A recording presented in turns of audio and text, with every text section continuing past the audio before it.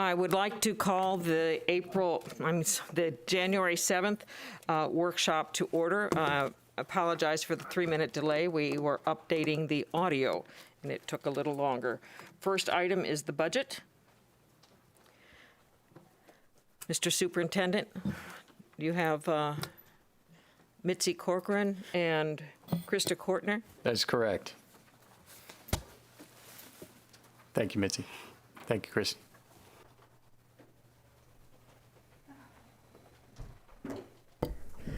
Good afternoon, everyone. Happy New Year.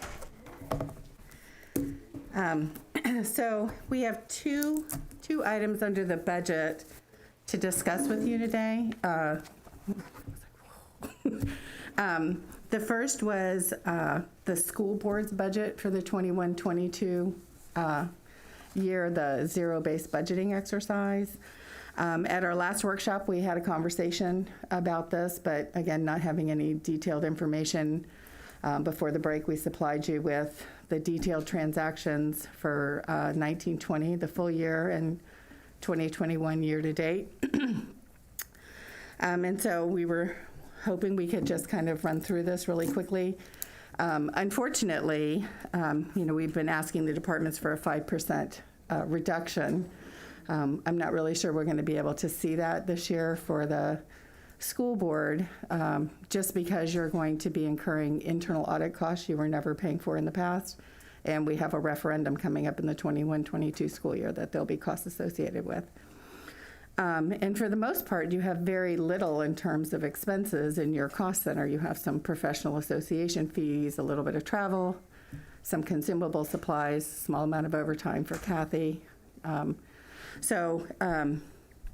I'm going to go ahead and turn it over to Krista, she has the sheets on her screen, and she can update it. And if you guys have any changes or you want to make any modifications, we can just kind of run through this exercise, I would think, pretty quickly, if that's okay with everyone.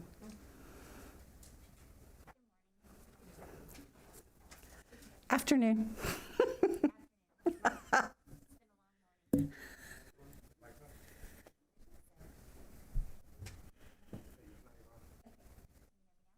Nope.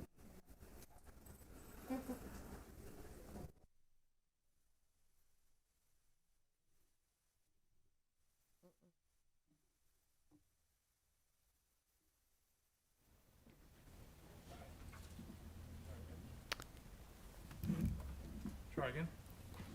Testing. Oh, I can hear me. Yep, there I am. Okay. So, good afternoon. So we're going to go through the board's budget, and hopefully you guys had some opportunity to look at the transactions and think about what's coming up for the next year.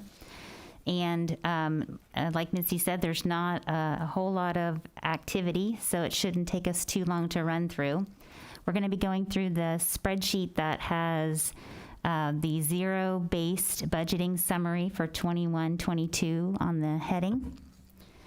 And the first line item that you see, which is actually line 3, is the district overtime for your department, the board. And in looking at that, we were going to project that it would be similar to prior years and give it a similar budget as to 2021, which was $3,500. Is that agreeable? Yes? Great. And then going on to the next one, the professional services. Like Mitzi said, you have the internal audit for next year, so that's in there as a $108,000. Looking at other items that were in that line, we have the courier, which you would anticipate to keep. And for that, the average is about $1,400, so that's what we put there. Is that agreeable as well? As far as you know, no changes.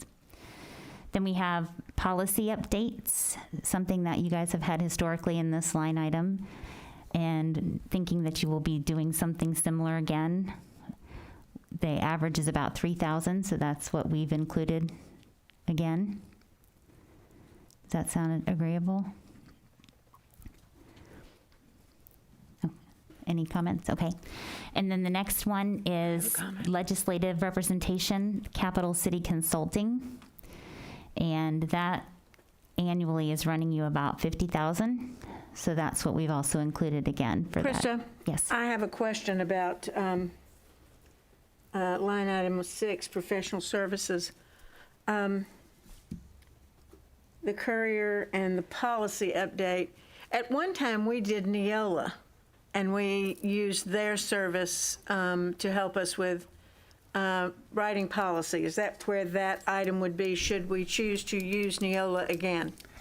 Right. We used to use also EMCS, and they're no longer in business. So right now we're utilizing NEFAC, the Northeast Florida Education Consortium. NEFAC, yeah, Yeah. I'm very familiar with Yeah, NEFAC. so right now NEFAC is doing our policy reviews. And I what do believe. they charge us a certain fee for that? It's You been and I about can discuss- $1,500 each time you've used it. Well, I don't know that they have do they have recommendations so that, are they doing a similar thing that Neola would do? Yes, I think Mr. Hardy. if you want- They send periodically, I don't know if it's a regular schedule or not, but periodically they send proposed changes to policies. So I don't know the exact amount. I know there was a discussion 2 years ago, maybe, Yeah. 3 years ago, about changing to Neola, because I think both groups are used by some school boards, but I think Neola probably is more widely used by school Yes, boards. It is. And my recollection of that, I didn't know we were talking about this, so I didn't go back and look, but there was a one-time, pretty substantial fee by Neola if you were new with them to review your, to get them up Yeah. to speed with your policies. And then it was, a similar type of ongoing. It's not a large ongoing expense, but there was, I don't know if MITSI or maybe even Kathy remembers, it was like a $40,000 fee or something like that. To do the initial Almost review. kind of an initiation fee, almost. Yeah. For them to review your policies. And the board, I think, decided, or the administration, somebody decided. I not didn't to do remember that. our ever making the decision ourselves to eliminate Neola. And I was out with some people from Neola, and I thought we were still, this was a couple of years ago, but I thought we See, were I don't still with recall Neola. us having Neola. We had EMCS. Okay. Yeah, I don't remember Neola, although it could have been years ago, but it was EMCS for many years. For many, many years. And then I think the reason we maybe didn't, I'm not positive, use Neola instead was, I think you might be right, it was about 40,000, is we actually asked Mr. Hardy to review all of our policies. Yes, And we, and that was very expensive, right? actually, It took a while, but I don't think it was that it expensive. wasn't that much, yeah. So but I'm not sure. I mean, if that's something you want to No, I explore. just was curious. I would at least at some point in time like to look at this and see what our options are. I think we did a great job, and thank you, Mr. Hardy, in reviewing all of our policies and whatnot. But my concern is, are we going to continue to do this? And NEFAC, I've had, some in work with, but I think maybe we want to kind of look at that. Maybe Yeah. No, and have a workshop item just to check things out. I would agree with that because historically that was one of the issues. We were paying for a service. It got collected dust. They were providing it in a CD-ROM, which we didn't even have devices that could even utilize those. And so there was even questions as to who runs with that. Is it the communications department? Is it the board? Would it be someone like our administrative assistant as we get those updates, because they come, throughout periodically through the years. And we don't want to have to go back, although I'm glad we did the full policy review, but that was kind of a unique circumstance because we weren't keeping up with it. And so I would agree with Jane that, I do recall, but I don't remember hard and fast what the cost was, but I also think procedurally, whatever we have to make sure we have it set in stone. So who's running with those updates as they come forward, whether it's through Neola, which you're correct, many use it, and it is well known, but if it has a substantial incurred cost, that may not be the right time, but I would agree we may want to I'd like you to look at that, Bridget, because you've always had such a passion for policy. Yeah, sure, I'll bring it And I up, don't worry. think that, I mean, I may be stepping over some people here, Madam Chair, but tell me if I am. You're working it out. I'm not going to interview. But I just think it would be good for us to look at this because I don't want us to get behind. I want to make sure that we are the best in the best standards that we have and the best policy that we have. So I think it's a good time to look at it. Okay. Okay. Okay, So then the next line item that has some information in it, we don't anticipate anything for technology-related changes and the insurance premiums hit the district cost center overall, is the in-county travel. And as we were speaking last time, it's going to be a referendum year. So we were looking back at the 2018 actual and what those travels were during that time as well. So we were putting in $5,800 again for the budget for what we actually spent in that year. Does that seem agreeable? Where are you? I'm on line 18. So you're increasing it? Yes, I'm increasing it based upon the fact that it's going to be a referendum year. So there was a discussion last time that there may be some travel and getting awareness More out travel there. than normal. And back in 2018, if you look at that column C on line 18, it's 5,800 Yeah. there. So that was where that estimate came from, just as a point of reference. You put in 5,000. I do. 5,800, yes. That's what we're going to put in. 5,800, I would have thought 5,000 should be enough, but. Okay, do you want 5,000? Leave it. Well, and to be honest with you, the IRS rates came out and they did go down, so. it could be 5,000? Lower than what it was in 18, so we can just do 5,000. That's- If we need to add more later, we can. Anytime we want to go lower, that's great. So,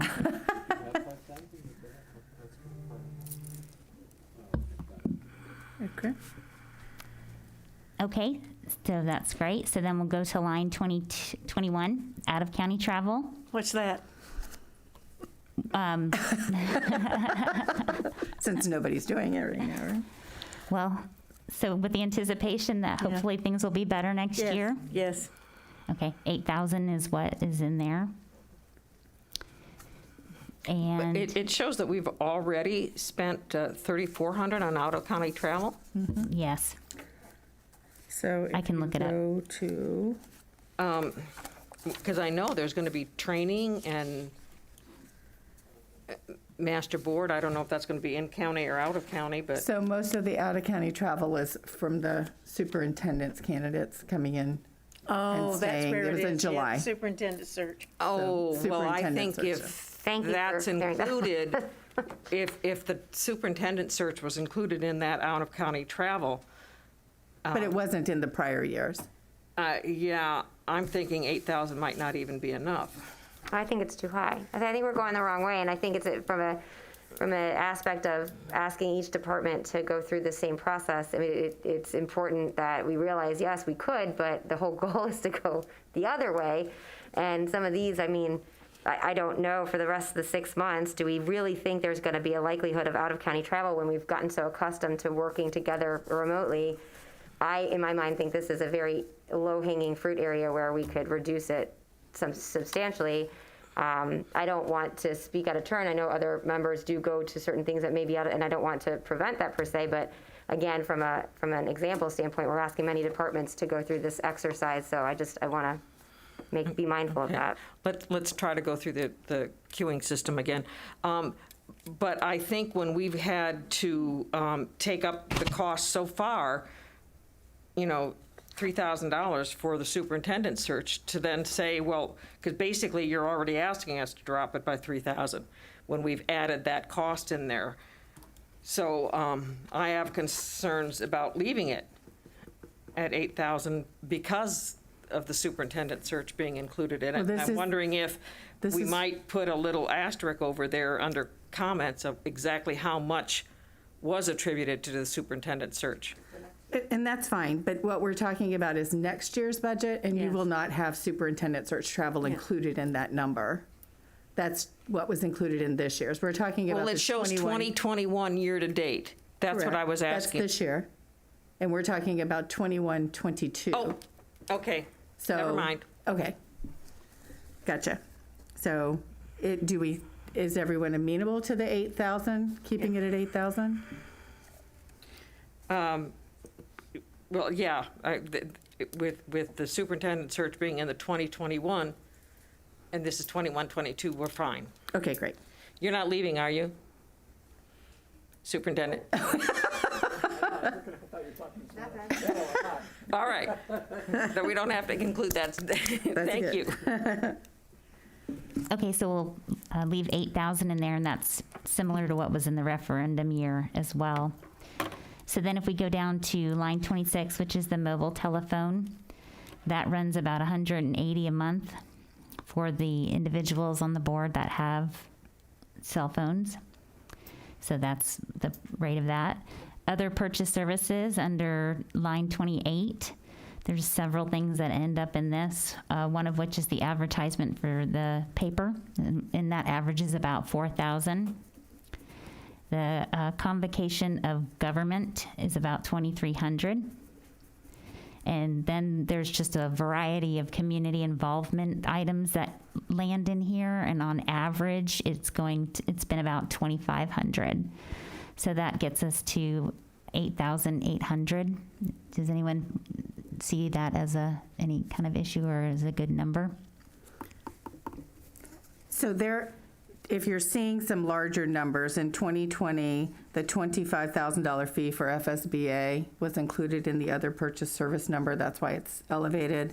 And in 2021, there have been some of the capital city consulting invoices, is that right, Krista, that were charged to this account number instead of professional fees. So those will just need to be journal entered into the correct account.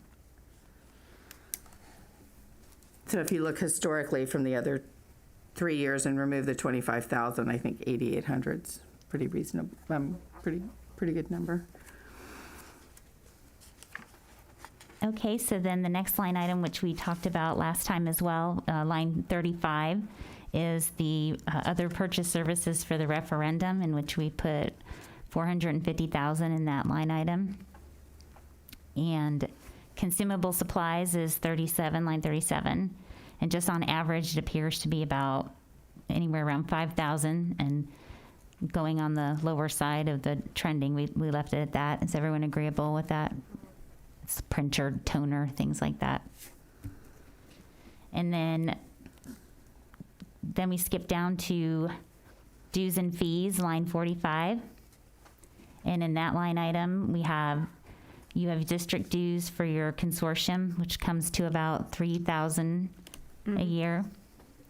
FSBA dues, which are about 4,400 each for those that are involved, and that comes to about 18,000. And then, of course, your value adjustment board number, which has gone up every year, but we left it the 126,000 of the current year. So that gets us to 147,000.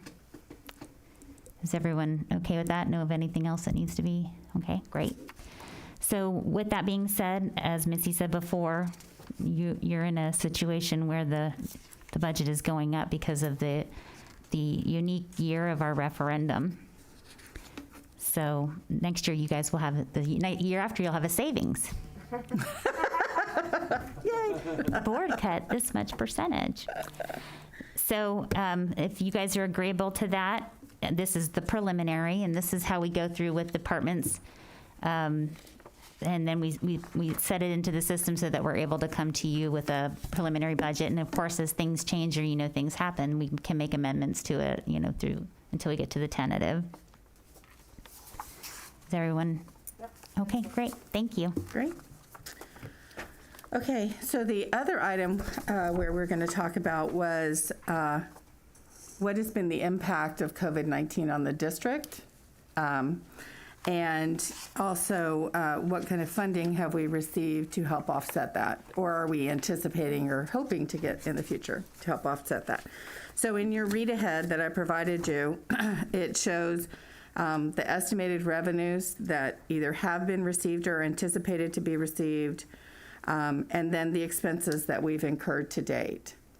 And in the backup behind it, it kind of shows the detail of each of the different types of expenses. So, as you're aware, there was what was it called? Family First Corona Response Act, the FFCRA leaves, which are allotted to either yourself or if you have to be home for an individual. That sunsetted December 31st and was not extended in ESSER 2. However, as you're aware, we negotiated with SCTA to provide 20 days of COVID leave. So we code these days. We actually have to include it on everyone's W-2s. So if you actually had those days, we have to include that on your W-2 form. So my payroll office is diligently working on getting that information also. And then we had at the very beginning of the pandemic, there was Executive Order 2083, I believe it was, where it was kind of a stay-at-home for those who were age 65 and older. So we allowed our employees to do that for a period of time. So on page 2 of the document, you'll see what the costs are for those leaves. And you'll see that in the beginning, it's substantially higher than it has been, at least through December 15th, because we had so many more who were over 65 who stayed home. So that's why that number's substantially higher. And then the next few pages are just explaining what the various leaves were that we had available to our employees for the emergency paid sick leave, emergency FMLA, and then the order that went through May 9th for the executive order for the stay-at-home. The next few pages are FEMA expenses. So from the beginning of the emergency until September 15th, FEMA allowed us to accumulate expenses, and we're submitting a claim. We haven't finished filing the claim yet, but FEMA kind of cut us off as of September 15th and said from this point on, it's kind of an operating expense for you to absorb. We're not covering it any longer. So we're still tracking those expenses. So the first few pages are what was accumulated from March to September 15th. That's through page 8, which was $2.6 million. And then page 9 is the expenses we've accumulated since that time through December 15th. And these are expenses that could potentially be used to offset future CARES Act funding that we get. And there's also a sanitation grant we just got approval on Monday, Tara? Monday. That's included in your numbers back here. So we can help to offset some of these expenses with those dollars. So, and the way FEMA works is that the funding, once it's approved, the project is considered approved, 75% of the funding comes back to the district from the federal level, 12.5% from the State Emergency Operations Center, and the district is responsible for 12.5%. So when you see those revenues, you'll see it kind of broken down with the state and federal, and then the general fund is absorbing the other 12.5%. And then beginning on page 10, this is all of the CARES Act funding that we've received or are anticipating to receive through December 15th, because ESSER 2 wasn't approved till the 20th, and we were on vacation or on a break. So, and I have Ron DiPillo here if you have any questions on anything related to the CARES Act funding for STC, and Tara Conradi, who's the district's grant specialist and all things grant guru, is also here if you have any questions on any of these fundings. But I know there was a lot of discussion in Tallahassee about the time it was taking to spend down the first set of ESSER funds. That was multi-part issue. One, there was the Betsy DeVos mandate as far as sharing with private schools that then was contested in the courts. So we had come up with the first calculation based upon that direction and then had to recalculate it. So what was really available to us was different and actually higher. And I only wanted to bite the apple once because it was for the 5 days that we, brought our teachers back early for training. So I just wanted to get it all done. So I wanted to wait until the raises had been paid and we had clarification on the private school funding. Once that was done, we drew the money down, which you'll see on here we have. So the majority of that grant's been expended other than for charter and private schools. So there was some concern about that, and then there was a lot of concern on what was eligible. The federal government gave a list of 12 items that you were eligible to spend the funding on.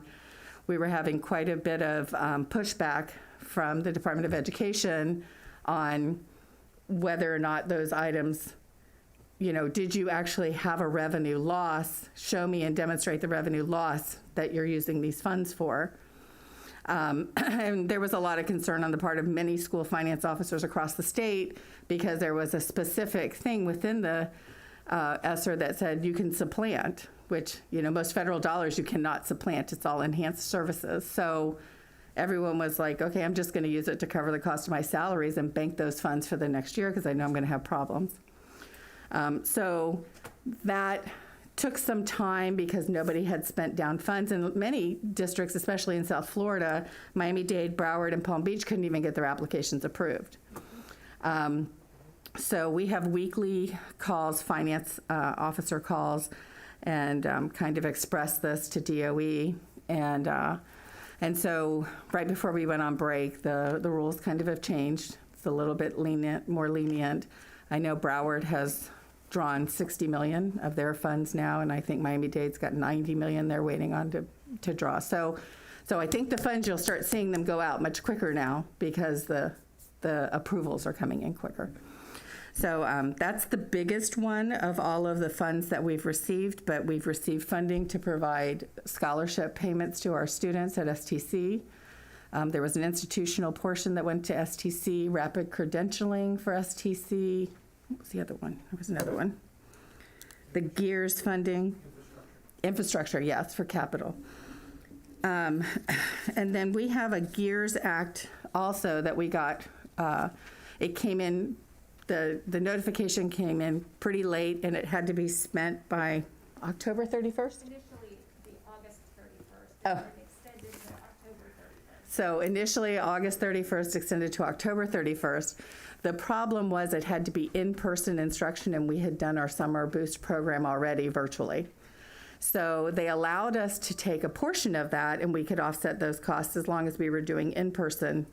So just getting geared up for school and the concurrent learning and everything else, it was the after-school programming and the additional programming was taking a bit of time, and then the grant sunsetted.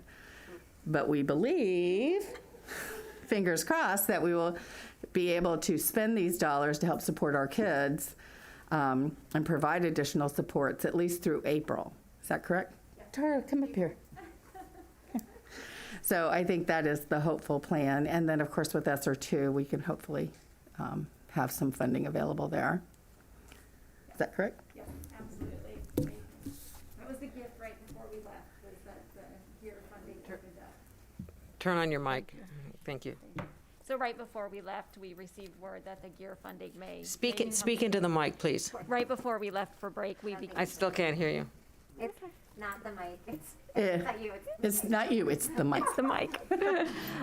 Right before we left for break, we did learn that we may be able to access those funds again for after-school supplemental and extended learning opportunities. So fingers crossed. So yes, that's what we're hoping for sure. And then towards the end of your document on pages 11 and 12 are the CARES Act dollars that we have applied for or are getting ready to submit an application for. So the sanitation, like I mentioned, was just approved January 4th. Correct. And that we'll use to offset the expenses we've spent non-FEMA reimbursable for things like OmniShield, hand sanitizers, masks, and stuff like that.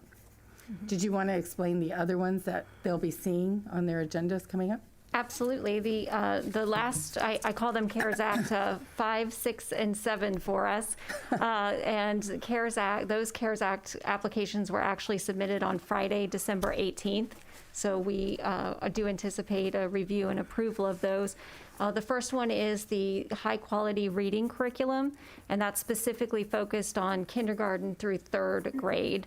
The next one is the kindergarten through 12th grade civics literacy reading list, which will allow us to purchase books and materials from an approved prioritized list. And the last one is our data-informed support, or our data scientist, which will be timed to support schools with data analysis and professional development. And those were, as I said, submitted on Friday, December 18th. So, Yep, all three of those also have a private school equitable services component as well as a charter school component. Correct. So you're saying it's going to be submitted, and it's got an award amount here, and the district funds remaining. Have those funds been awarded and we're just allocating them to something, or we didn't get them yet? We have not received approval for them. We have submitted our request for application, All and right. we're awaiting for project award notification. So when it says it's unspent, we didn't even get them yet? Correct. Okay. A little hard to understand that, but But okay. they're pretty much allocated to us. To us. We We just just have have- to go through the steps of sending the application to DOE, having them provide us with a project award notification. So the money is up in Tallahassee with our name on it. Correct. Correct. And we just have to tell them how we're going to spend it. Correct. So it's not that it's, okay. Yeah. It's unspent from there. Correct. Okay. Correct. Jane? Have we looked at the new COVID relief and how that might help us? Yes, we have. I'm sure Tara can speak to it also. You had sent a sheet around, which was great. Right. And then there were a couple of fact sheets that came out from US DOE. And basically, it's the stipulations, the rationale, the application process, and how the funds can be spent are all pretty much the same.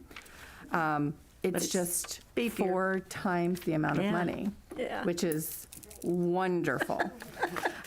So, yeah, there's lots Really of nice. opportunities for us to put enhancements in to help our struggling students, for sure. I am somewhat hesitant to allocate all of those dollars Yep. out Yep. because the legislative session has not come into play. And when we had the, what was it during the recession? What's those funds called? That we used to build? Clawback? ERA. ERA funds. ERA. There you go. Thanks, Laura. What is it? The ERA funds. Okay. What happened with those dollars is they came in and it basically supplanted the state's portion of funding for education. So my concern would be that if we receive large numbers, that we will see either no increase or a reduction maybe in the BSA. We don't know. So Good the point. funds we have Good until point. 2022 to spend those funds, just like Yeah. we had until 2021 to spend the first ESSER, but we're spending it all now, which is fine. I would be hesitant to encumber all those dollars Yeah. before the legislative session was over, to be honest with you. That would be my warning. That would, I know we could spend the money like this on things that can help our kids, absolutely. I don't want to cut off my nose to spite my face, I guess is what I'm saying. Got it. Good point.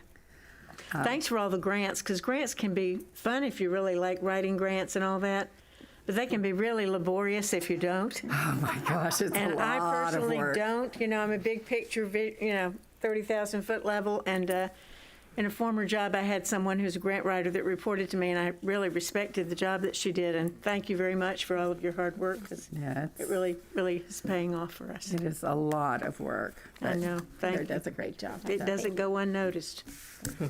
Thank you. Bridget? No, thank you, and I agree. I know how laborious, and there's a lot of navigating, and there's a lot of paperwork, and so I appreciate that because it's really important, especially as everyone's rushing to quickly capture that money. My question is as we navigate, and I think you bring up a very good point as it pertains to the second round of funding from the CARES 2 after, how you want to say, but, and there's caution in identifying what we would use that money for in the event you don't get it, but being strategic, is that happening in the event you're quantifying what that could look like? And because when we have these expiration dates to use them, ideally it's better to be strategic and have an idea of what we would use them for. And I'm sure there are all sorts of ideas, but then how are we prioritizing that? And I'm not sure if that's an answer for a question for you or Superintendent, if you could address that. Yeah, I think, now that we know this money is here, our next step is to get together, in our cabinet meeting and talk through, what our needs are, what does it look like for next year, and then start to decide what we would spend that on and then come back to you again. We did question Department of Education on when we might know what those allocations by district would be. I know what the allocation is to the state of Florida. I know what the LEA, or the local educational agency, total allocation is. So that's why I said it was about 4 times, but I can't say that that's exactly what we're going to get until we find out from DOE. And they're hoping to get it to us sooner rather than later, was what I received from Suzanne Pridgeon, but we have weekly calls, so she's on them every week, so she's getting pressure from a bunch of people. Would this be something that we could use to help fund the summer learning academies? That we didn't ask the legislature for the extra funding this year, but it would definitely help to bridge that gap for those kids, or even extend it to others. So summer learning academies, I'd like to, see us be working to get that done this summer. Certainly. I think our parents could really use it. Yes. Good. Anything else on the budget? Oh, Thank Karen? you. No, Good? No. Okay, just thank you. great. Thank you.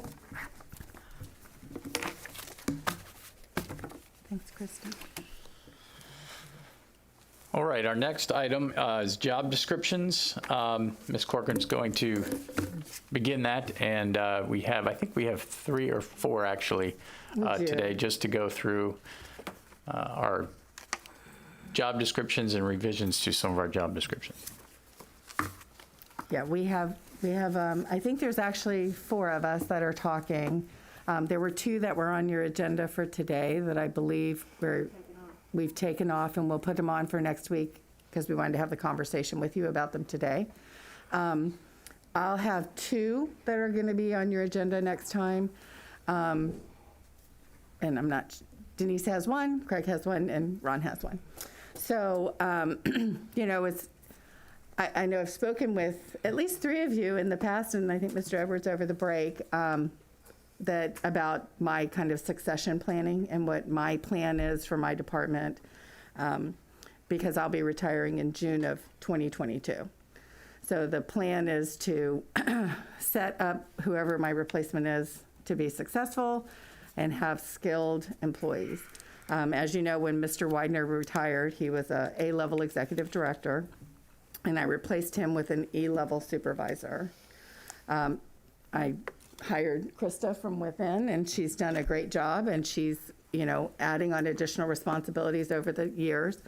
So she's gone from an E, she's currently a D. The plan is to make her a director before I leave.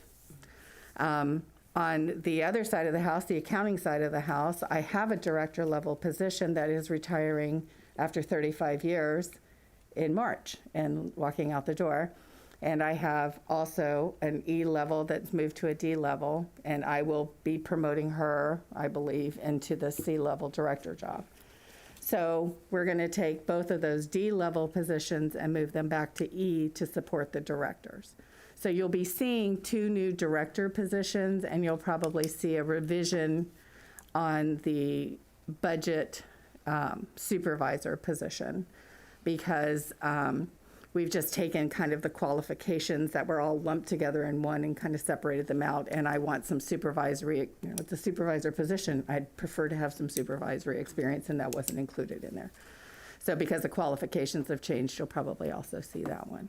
So it's mainly just trying to get it so that the department has 2 directors to support the CFO, and hopefully the CFO won't be here till the middle of the night and having to do a lot more tactical type work and provide more strategic knowledge and abilities for the superintendent and the district as a whole. So that's mine. Any questions? Okay, next. Denise? Good afternoon, everybody. I have a simple one compared to that. This is sort of reclassifying. We had a terrible loss last year when Amy Donner left the district. That position has been vacant. It was an instructional 10-month position, and I'm proposing, if approved, and this is budget neutral, maybe even some savings, to make it now an administrative H position. Many of the grants that we work for, it's very, very helpful, obviously, if you have instructional background, so we would look for somebody with that, but doesn't necessarily have to be a prior teacher or instructor. In fact, a lot of what Amy did had to do a lot with budget, a lot of administrative work that you just referred to, going back and forth to with the state on different applications. There's also other grants that really aren't necessarily instructional in nature. We've had security grants, we have technology grants, we have infrastructure grants. Amy helped on all of those. And Amy, although a wonderful, super knowledgeable, and she is greatly missed, wasn't really a classroom teacher. She had worked in upper education and in research most of her life. So I'm proposing that this position be reclassified to administrative age, if approved, and again, cost neutral. And it would be a 12-month position Yes. instead of 10 months. And normally, because grants are kind of, you never know when they're going to come in, we would be paying extra duty days, so that she was basically kind of working 12 months as a program specialist. So I believe the H will be a cost savings to the district, actually. Yeah, we paid Amy, not in addition to her teacher salary, which was more expensive, but also extra duty days, typically through the summer, to complete those grants, because most of the deadlines go through the summer. Jane? I'd really like to know how many grants and how much money we've received in the last 5 years. I'd like to know that, because I hear this nickel dime and specialist versus aid or whatever, and I don't know exactly how that works in terms of expertise. But I know that to be a grant writer, you have to be a great writer. You have to understand other people and spend time with them to understand what they're attempting to do. There's a whole lot of give and take, but there's a very professional position as far as I'm concerned. Absolutely. And have worked with. And you remember I was at the YMCA and we did all those foster care grants and, youth and family services and so forth for years. So that's my background, which is students or children. So I think I'd like to know what we've, what kind of bang we've gotten for our buck. I think that's a really important thing. And I don't want to sell ourselves short. This is an important position, and people around this district buzz about grant writers. I see my friend in the back of the room there shaking her head, Laura Kingsley. So I want to make sure that we are doing the right thing with this position, and that we are going to, in the future, be realizing, because with this CARES Act and other things that it seems to me, maybe I'm wrong, but it seems to me that we're getting many more opportunities for grants now than ever.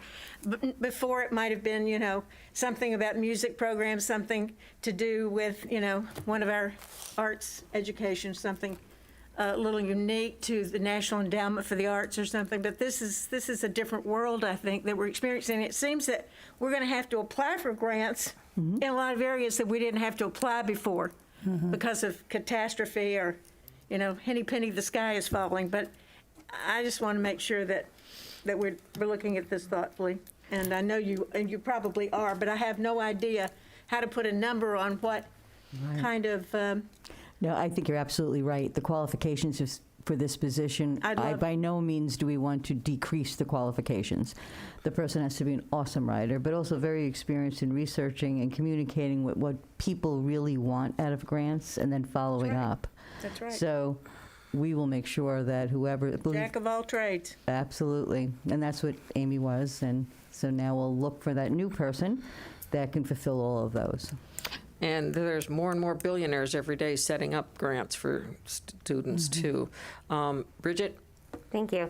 Mine's just on a general, and as we go through, I know Mr. Robinson used to make fun of me, but I like organizational charts when we talk about new positions because it's hard to see what we're replacing, what we're adding, and I think for me, and being cautious of, and I'm not indicating this is the case, but being observant of not too heavy on administration when we're changing things around. So as a whole, as you bring these back to us, if we could request that we have an organizational chart so we can see how things are moved around, that would be very helpful.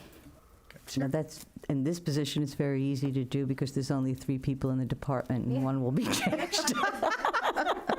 But I definitely understand your concern. That's for all of them. Yes, I know. Karen?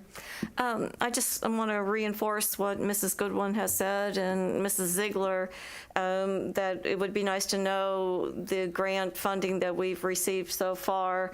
And then in addition, by changing this position, what is the goal? What are the expectations? And will we grow the grants that we're applying for? So there's a little bit of goal orientation. And again, with Mrs. Ziegler, the community aspect of not so much how many personnel are in that department, but the collective growth of administration over time.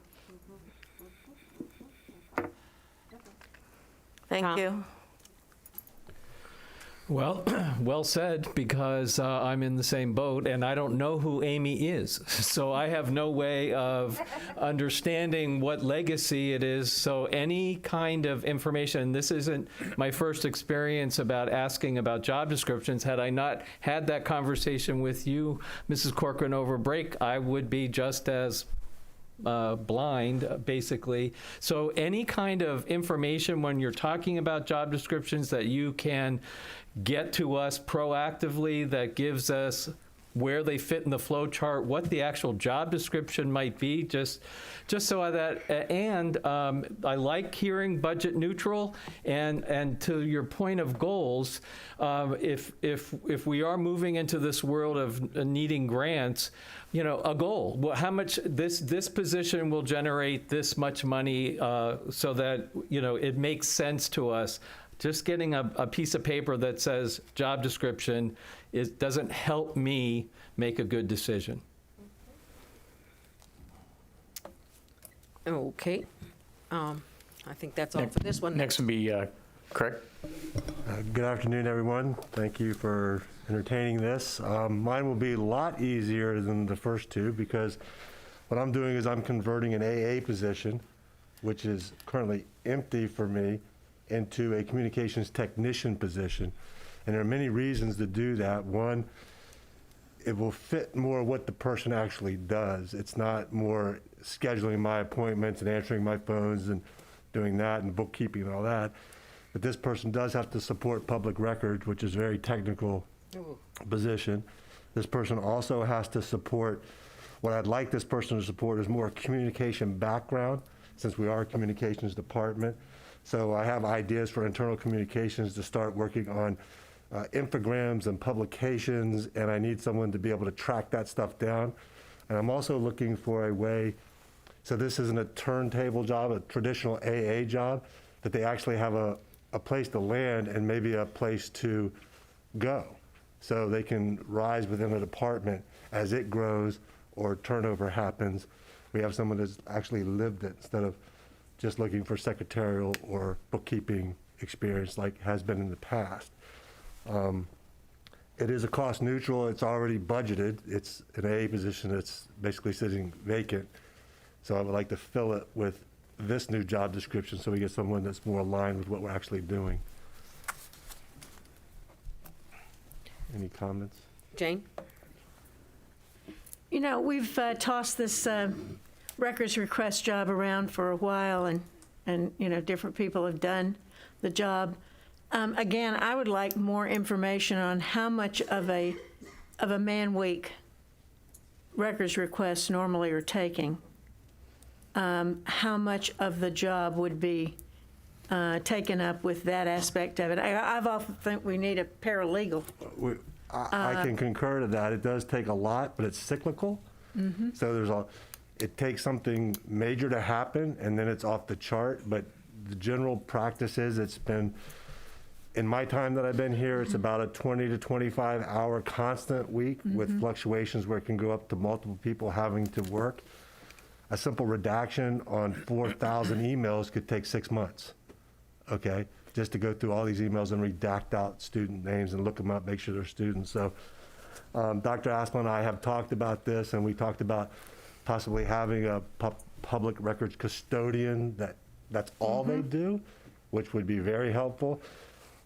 If that were the case, then that would open up the door for someone that was a communications technician to actually do more communicating and helping. That's why I'm trying to move in that direction, foreshadowing the event that we may down the line when budget gets a little better, that we could actually have a custodian. Well, believe me, we all are doing our best to make sure you don't have any public information It requests. doesn't really matter how hard we try, we're going to get them. Because we've had some before and they weren't any fun. But I just was curious as to, how On much. average, about 10 a day, and some are much harder than others to fulfill. Some can take up to 3 weeks, some can take Yeah. 15 minutes. Yeah. And we're working on strategies now where we've set up plans and spreadsheets so that when they come in, we can identify repeat requests so that we're not spending time and duplicating IT's role or accounting's role to fulfill the same requests that other people are asking for. So it's a big job. It is. I'm not going to kid you. And that's why I put in this public records support, because I want someone, if we do end up with a public records custodian, I want someone to be able to support that job so when the big ones come in, they can also help and facilitate them. We're mandated by state law to fulfill these within a reasonable amount of time. And what is a reasonable amount of time? Before I got here, I don't think it was reasonable. And now I think we're fulfilling them within 48 hours of receipt. So, which I think is beyond reasonable, is above reasonable. So. Thank you. Bridget? I will attest, and this won't be a surprise to certainly many people in here, but the public records piece being a big liability risk for us and trying to find a more efficient way, but understanding the multiple departments that has to go through. It doesn't just solely be on communication, so whomever would be, fielding that would need to understand how to quarterback that, and that's always been a big concern of mine because I think it puts us at undue risk and is actually a very expensive exposure. So again, but I would still go back to what does your department look like? What are you replacing? And if you're saying it's cost neutral, would I consider what some of those expertises are that you would be seeking out? Is that truly an available?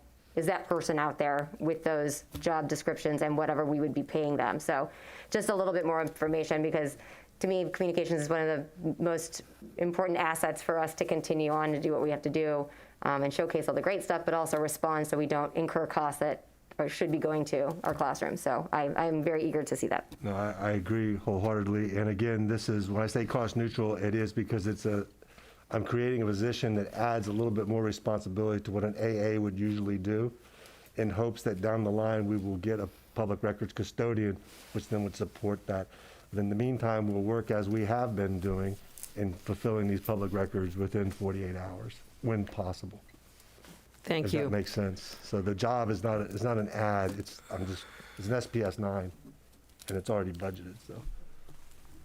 Superintendent Asplin? Yeah, so as you said, having the org chart available as well is important. And so what I think I'm going to go ahead and do is I'll provide you a folder basically that I can sit down with you as well with the org chart and some of the changes that look like they're going to be made, backed up by the job descriptions. I can even have the old one, especially ones that are being revised. Have the old one, and then have red line for the other one so that you can see what those changes might be, and then you'll have a better understanding there, especially if it is cost neutral or if there's additional costs, and then where's that coming from. So we'll provide that. We'll put all that together. From now on, when we come forward, we'll do that as well, so you have everything in one place and you can follow along with the org chart and the job description. So I would like to thank Dr. Asplin and the three of you for coming forward with these changes. I understand that, when there's an opening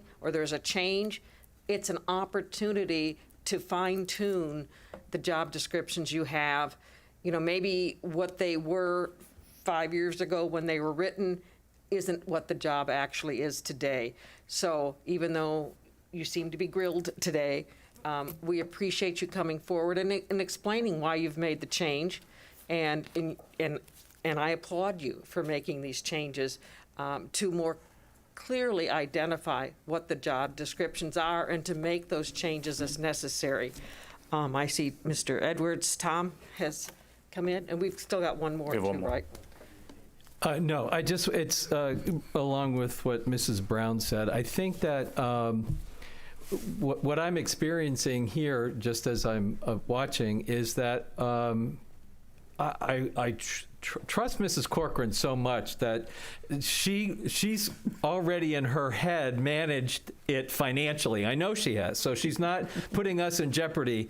But what I just heard was that we're facing June 2022, and that scares me if you're not going to be here, so that we have to establish some procedure. And in the fact that we're a growing district, it might have been easier just to have a quick conversation about here's what a job description looks like, and know that you've got our back financially. We need to, if I can see, like, for example, with Denise, what that job description is, and also realize they're going to change dramatically over time. Technology is moving rapidly.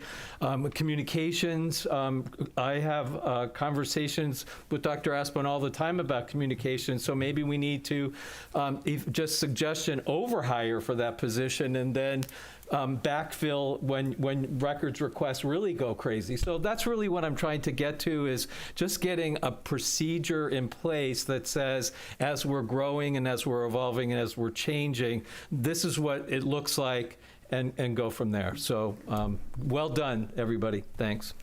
I'd just like to jump in and apologize. We would have had the job descriptions. Obviously, Ron's and Craig's were done because they were on your agenda, but Denise and I weren't done with ours yet, and we left on the 18th, and we came back on the 4th, and I mean, they're done now, and they're on the agenda for next time, but so I apologize you didn't have them to see in advance. It was just timing. Dr. DePillo. Good afternoon. Good afternoon. Thank you for having me. My job description is a new position that is basically picking up some loose ends that were left behind from our marketing firm that we had an exorbitant contract with back several years ago.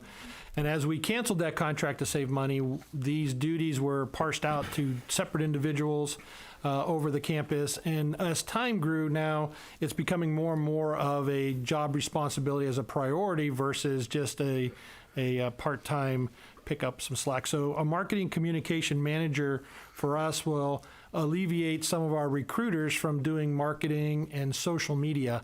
The social media impact that we're having would be considerably greater if we had somebody that was, number one, not just a novice who picked it up from their own experiences, but somebody in the profession that understands the metrics and understands, I don't know if anybody knows what SEO is. SEO optimization. Oh, we do. No, we got one. So those kind of SEO stands for search engine optimization. So when somebody puts in a search for an LPN college program to become an educator or become a LPN, that our college will pop up. So we don't have that expertise necessarily. We're learning as we go with a recruiter, or my graphic designer is updating our webpage. She's not a webpage design person, but she was given that opportunity because we didn't have anybody. And so as we go forward, several years ago, I contacted Tracy Beaker and said, give me a description. We formulated a description, but we just never had the opportunity in our budget to kind of condense or expand or had the demand for this position. But I think it's coming. We're trying to be proactive in getting this job description before you. We talk about org charts. We have an idea in the org chart, but we do also have some potential retirements and moving around that may look a little bit different, but we can put this position in an org chart and tell you where it's going to be. The switch, this is an admin J job, the lowest admin job, because there is some supervision of staff, and also our evening events of marketing and our weekend events of marketing require hourly staff to put in overtime. And that's been, at times, it's an option for them to go and do things on overtime. It's not required, so we miss out on some events and other people have to cover at their expense.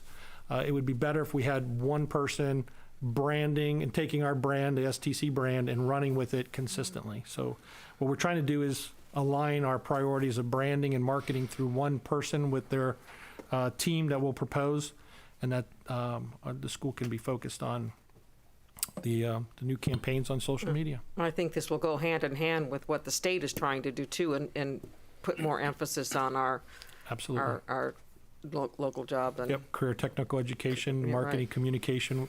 You know, we have a lot of success stories that we kind of forget to to brag about. So we want to have somebody that brags about those also, and is part of their daily routine is to brag on it.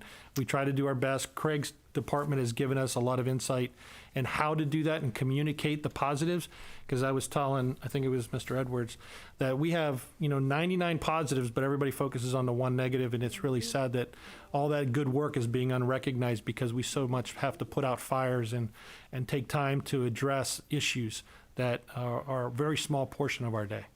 And more people are needing this because you don't die or retire with the same job you came out of school with. I mean, you'll be changing your job, your career many times over these days. And so I think we're even needed more now than ever, and by all ages too. Yeah. So yeah, I think marketing director is a good way to go. And it's cost neutral, or matter of fact, it'll save us some money down the road. All right, thank you all very much. And board members, our plan was to take each one of these and place them on the January 19th board agenda for approval. However, I will still do that, but we will get this information together and make sure that you get that information, and then we can sit down together and talk through it. And if you have any questions or we need to pull something off of the agenda, we can certainly do that. But in the meantime, our plan is to put that on the agenda for approval. Okay, thank you. All right, our next item, Mr. Dumas. Mr. Dumas is going to talk to us today about our cell towers opportunities.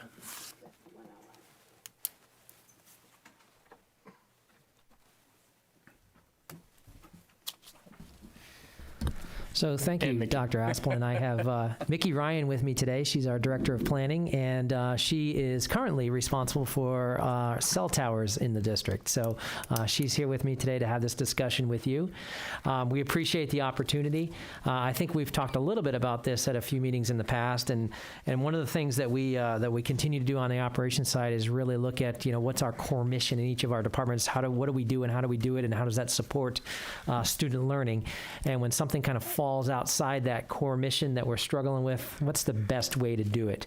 And then Mickey and I have talked about this for the past really couple of years since she's been in her position about how we handle cell towers, and certainly we want to look at that as an opportunity to maybe do something a little bit better. And Mickey, certainly jump in as I'm talking here. We actually, several years ago, looked at managing cell towers a little bit differently than we were at that particular time. At that time, one of our project managers in construction was managing our cell tower inventory. Even though it's not a large inventory, that project manager, who was Paul Pitcher at the time, and is currently Mickey Ryan, there are only 5 of them. It's still a lot of work to stay on top of these leases. And we really, at the end of the day, don't have the expertise in the cell tower industry to know that we're doing the right things at the right time and maximizing our use of these assets. So we looked at this at one time, and it kind of fell by the wayside, but it's something we want to bring back before you again to really look at doing something different in terms of managing our leases currently, and potentially adding to our leases across the district if that's something the board wishes to do. So having said that, Mickey, go ahead. I would also like to say that right now we have 2 leases that are up for renewal. One of them wants a reduction in the rate. I'm not qualified to know what the market rate is. I don't know if anybody in the district is for the going rate for cell tower leases. So this one company has really been pushing me for months, and I've just told them it's not a priority right now. We'll get around to it, but they want to reduce what they already pay us, and they're up for renewal. So I have 2 of them up for renewal right now. So I think for Read Ahead, what you got was part of a presentation we had from a company called Milestone. That is a company that we met with in the past, and so we brought them back out. Mickey was able to track them down again. We brought them back out to take a look at what we currently have in place with our leases and what that opportunity might look like for them.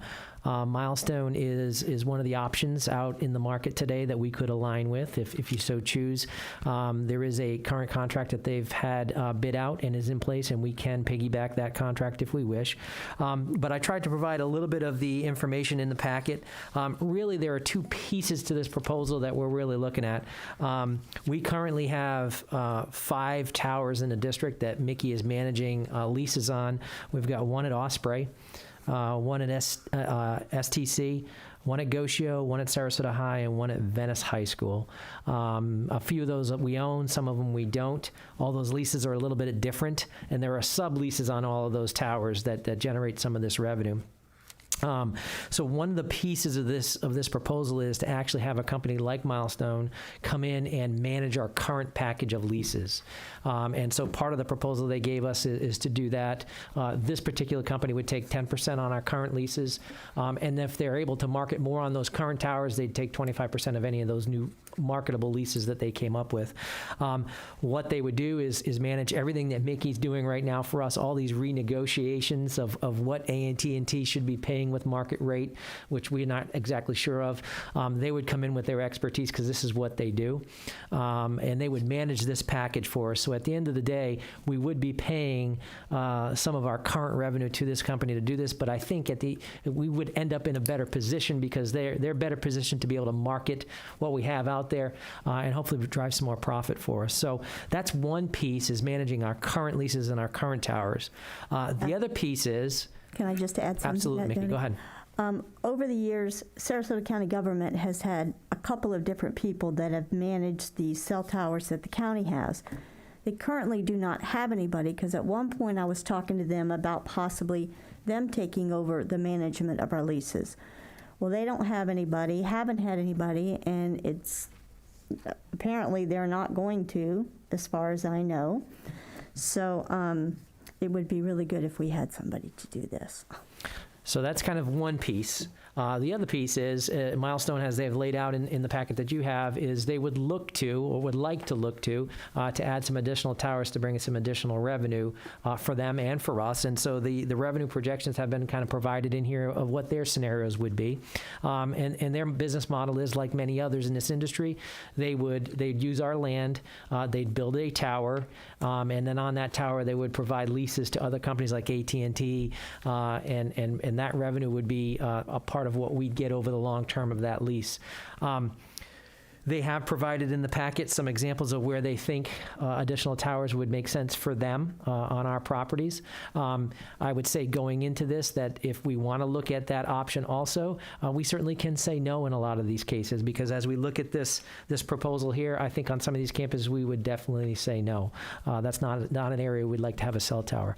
However, there are some opportunities, I think, on some of our properties coming up where we could potentially, if the board wished, place some additional towers that we would integrate into kind of what we're already doing, which might bring some additional revenue and make some sense. For example, as we think about new high schools, as we put football fields and soccer fields in, that lighting that's going in is already on a tower, and the lighting's going to be there. We could make that a cell tower, and at the end of the day, bring a little revenue off of something we already have to do. So, and we have that at Sarasota High right now. We do. Mm-hmm. So I think, again, if we did want to elect with that piece of the contract also, we would certainly want to be very, I would say we want to be very critical about where we allowed that to start to happen, and only where it made sense for the district. So before you today is that opportunity. Certainly, we'd like to pursue the opportunity on our current leases to have them manage them for us, and if the board wished, have the opportunity to look at specific areas also for additional towers that might make sense.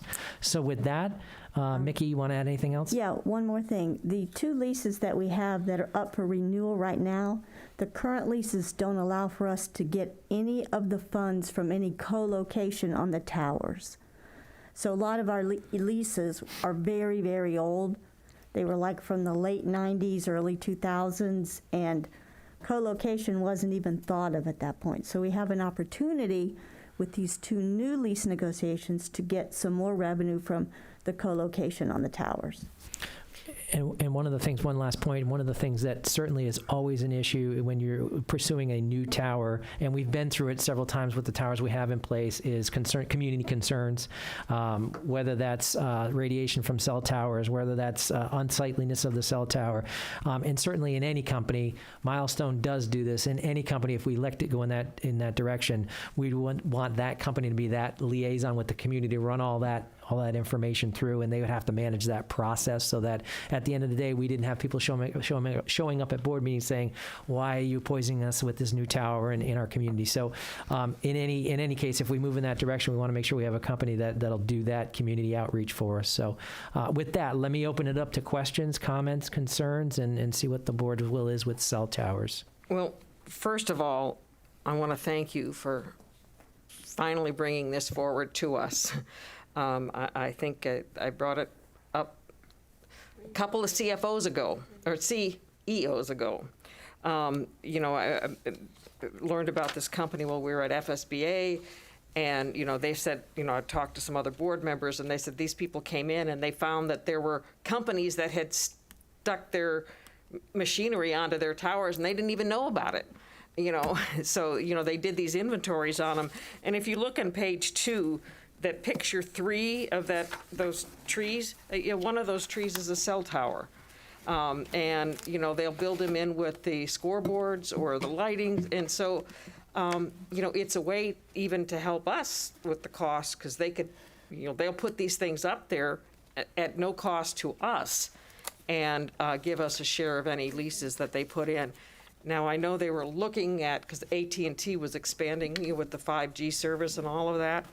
And when we put more of these cell phone towers in, it will help the community have better cell phone service too, or Wi-Fi connections, all of those things. So, you know, we've got some problems with some of our areas that, you know, we found out some of our kids can't get the Wi-Fi. So I think this would help in some of those situations too.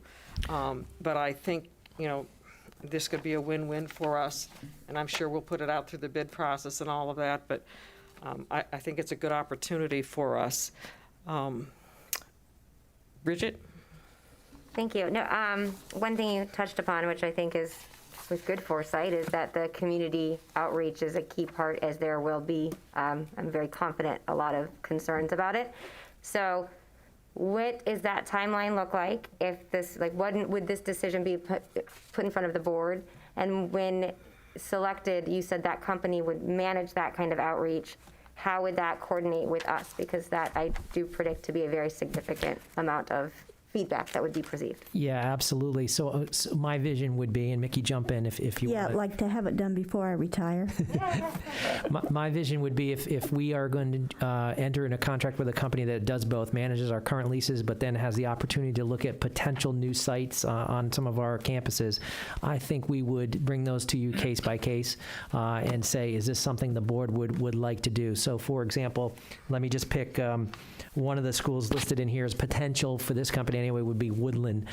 Certainly, I would think they'd come to us and say, listen, we'd like to build a tower at Woodland, and here's what it would look like. Here's why we want to build it there. And I would think that we would bring that to the board one at a time to say, is this something the board would like to pursue? And then make sure our contract says that we have the opportunity to say, no, we don't want you to build it there. So I would feel comfortable every time they said, we'd like to do this, bring it to the board for a yes or a no, because I think in some cases our answer might be yes, because it makes some sense and we can do it where it ties well with the community and offers those benefits of additional cell phone coverage and things. But I think there might be some campuses where you're going to want to say, no, we prefer not to go to that campus. And so that contract would need to reflect that. So I would say every one, my preference would come in front of you for yes or no. And there's a lot of research that has to be done ahead of time. Like Woodland, for example, is in the Panacea Woodlands DRI, and the old documents where we got that property may have prohibited us from putting a cell tower. So we have to look at that too at some of our sites. So potentially, if the board was good with moving in this direction, we'd pursue a contract, an RFP, I would assume is what I kind of heard. We offer an RFP, pursue the contract, get the contract in place, get the current cell towers under management, get that potential maximized, and then as the company started to look at what new towers might look like, bring them to you one at a time. So in terms of timeline, sooner better than later with us getting this under contract and get things managed, get those leases renegotiated, and then over the course of the next year or 2 years as those potential new opportunities come in front of us as we build a new K-8 or whatever, bring them in front of the board for consideration. Tom?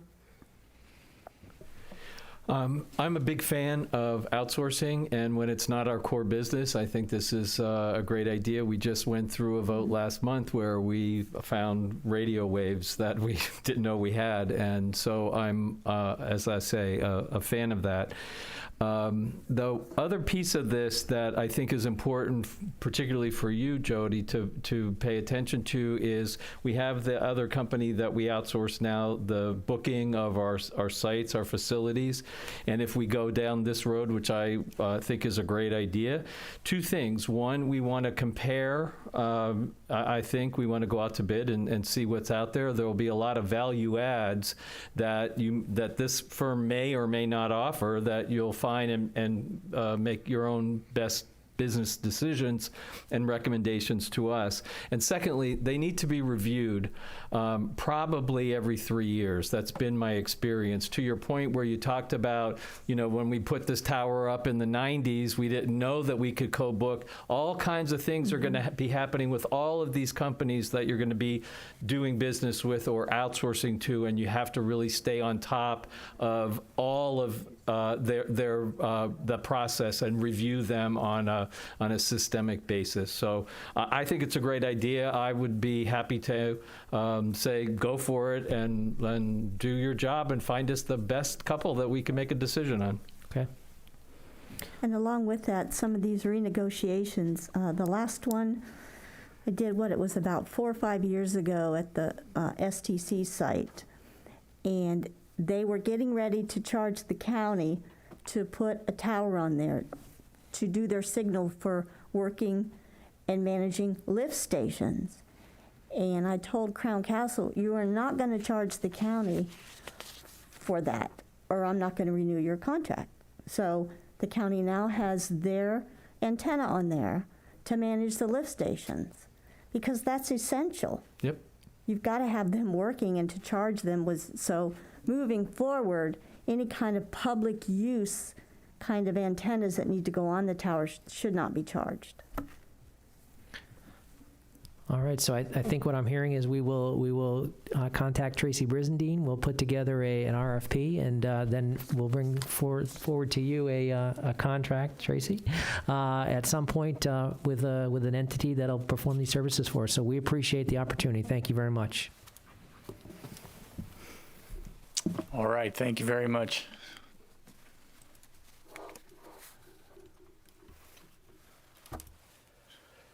All right, our next item is Access Points audit update. I thought today I would bring some information forward to let you know where we are given the ESE audit that we received back at the December the 8th. I know we had obviously a holiday break over the last couple of weeks in between there, but I felt like it was time to give you this update so you know that where we are at this point as we work through this information with the Department of Education. So if I could have, let's see, if Sonia, if you could come forward, I would appreciate that. And let's see, Dr. Kingsley, if you could come forward as well. I'd appreciate that.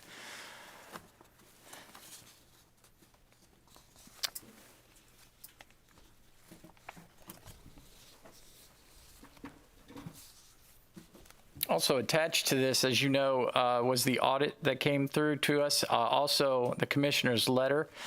I also included a report from Tom McDowell's company, who is the independent contractor that I will introduce in a few minutes. And then also a PowerPoint that was created by the ESE department for our first meeting with the Florida Department of Education. That particular PowerPoint, when you click on that PowerPoint, it is narrated, and I'm not sure you can see that through the way that we added that on today or yesterday. So we will put that on the web page so that anyone in the community can see that and listen to it as it goes through. But I wanted to give you this update, not only to the board, but also to the community as well. So first of all, the audit and the letter from the commissioner were sent to us on December the 8th after our last work session and our last board meeting. And then, like I said, with the holiday break, this is really the first time that we've been together in a work session situation. So I wanted to share this update. So if you look back to 2019. On November 1st, 2019, the Florida Department of Education Office of Inspector General received information that sparked an investigation into the Exceptional Student Education Department regarding placement of students into Access Points program designed for students with significant cognitive disabilities. The OIG investigation began in March of 2020, and ESE staff sent 18,000 pages of documentation to the DOE for specific students from school years 2014 through 2019. On the evening of December the 8th, the Sarasota School District received the audit findings regarding this investigation. And just to quote it, it says, the determination, the concern that Sarasota County schools intentionally place students on the alternative assessment to avoid state testing in order to falsely inflate a school or district grade to increase funds received by the district is not substantiated, and no further action is required by the OIG at this time. However, the second part of the finding says that findings also stated that this analysis would be sent to the DOE for any additional action deemed appropriate by department management to bring the school district into compliance with applicable laws. So the very next day, on December the 9th, I did contact the chancellor of the Department of Education, and I asked for assistance. I asked for assistance in investigating this and understanding any deficiencies that we might have had as I analyze the data and begin to create a plan of action as we move forward.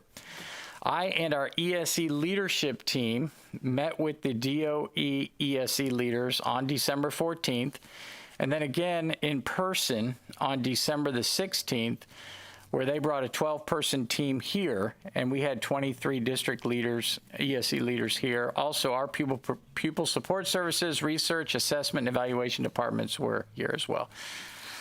I will say that all groups engaged in a strategic improvement process of sharing information, and it was excellent.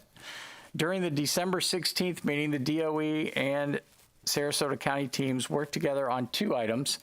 One item had to do with professional development, a professional development plan and parent trainings, and the second one had to do with special policies and procedures and data. And as I said, the ESE department created a PowerPoint that, again, you can see, and we will put that out on the webpage so that people can see that as well. It's very good information. The exchange of information, I will say, from both the DOE and the district was very collaborative, informative, and it was helpful.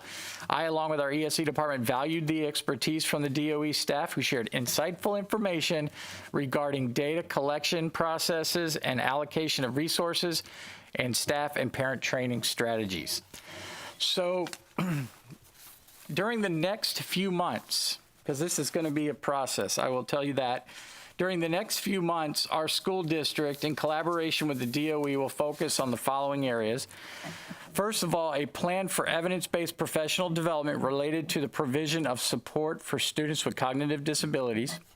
Number two, participation of all identified essential district staff in monthly targeted technical assistance and desktop monitoring with the DOE.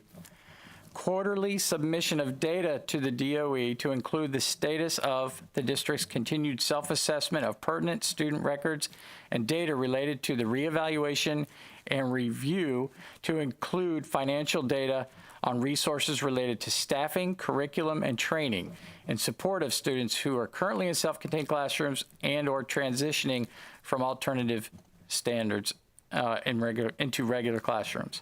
Number four, the development of parent training programs and supports for families of students with significant cognitive disabilities on the risks and potential consequences related to the participation in instruction in alternative standards and assessments.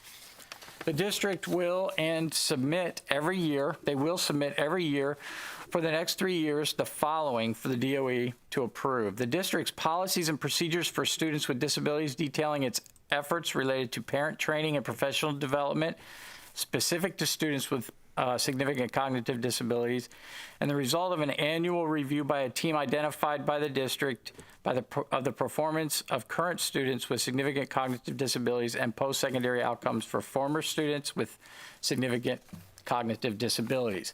So those are the 5 items that we will be working on over the next few months, and it will carry us into the next few years, actually. The Sarasota County School District, as you know, it is an exceptional education institution. We are one of the top districts in the state of Florida, but we should always be striving for improvement as our school district continues to refine its processes.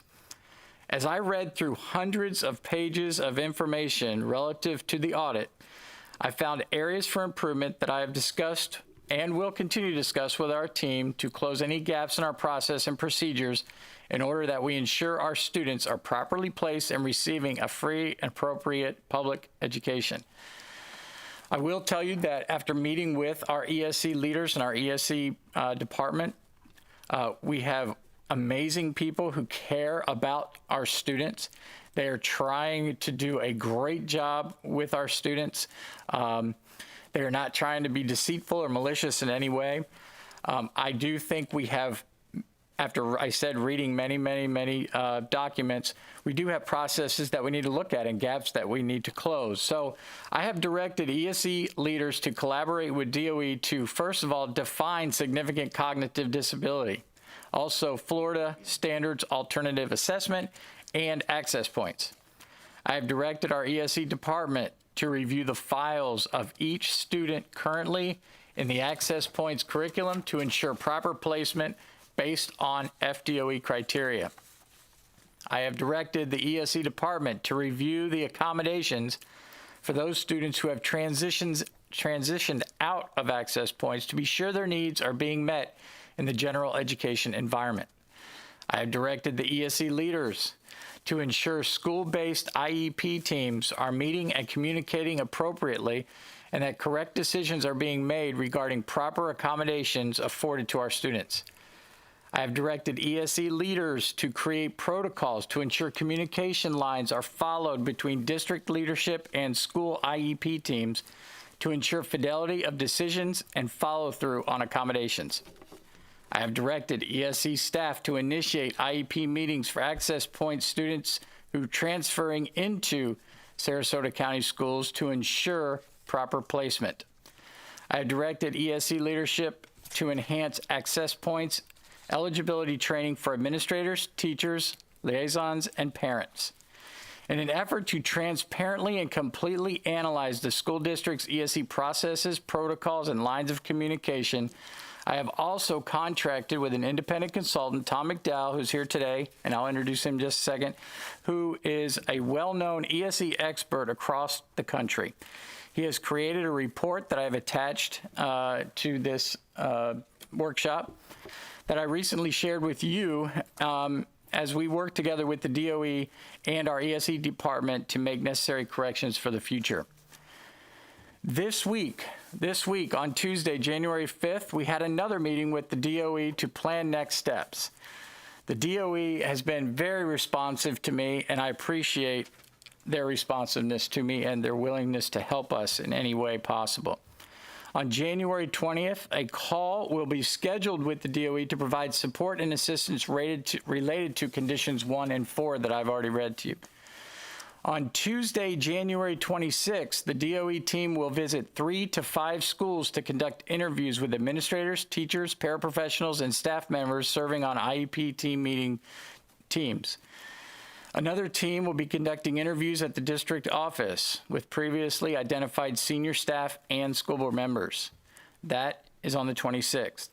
Also on the 26th at 7 p.m., a parent forum will be held in the boardroom and a Zoom link will be provided for those who do not come. On Wednesday, the 27th, the DOE and Sarasota County Schools will debrief on the 27th. So with all of that said, like I said before, I strongly believe that our teachers and our administrators in our county maintain a growth mindset and are committed to continuous improvement to provide a superior and progressive education for all of our students. And as we strive to become better, we will closely evaluate our procedures with the DOE, with Tom McDowell, and our ESC department to closely monitor student individual education plans to ensure we are delivering proper services, placement, and accommodations for all students. I know this is going to be a process. It's going to take a while.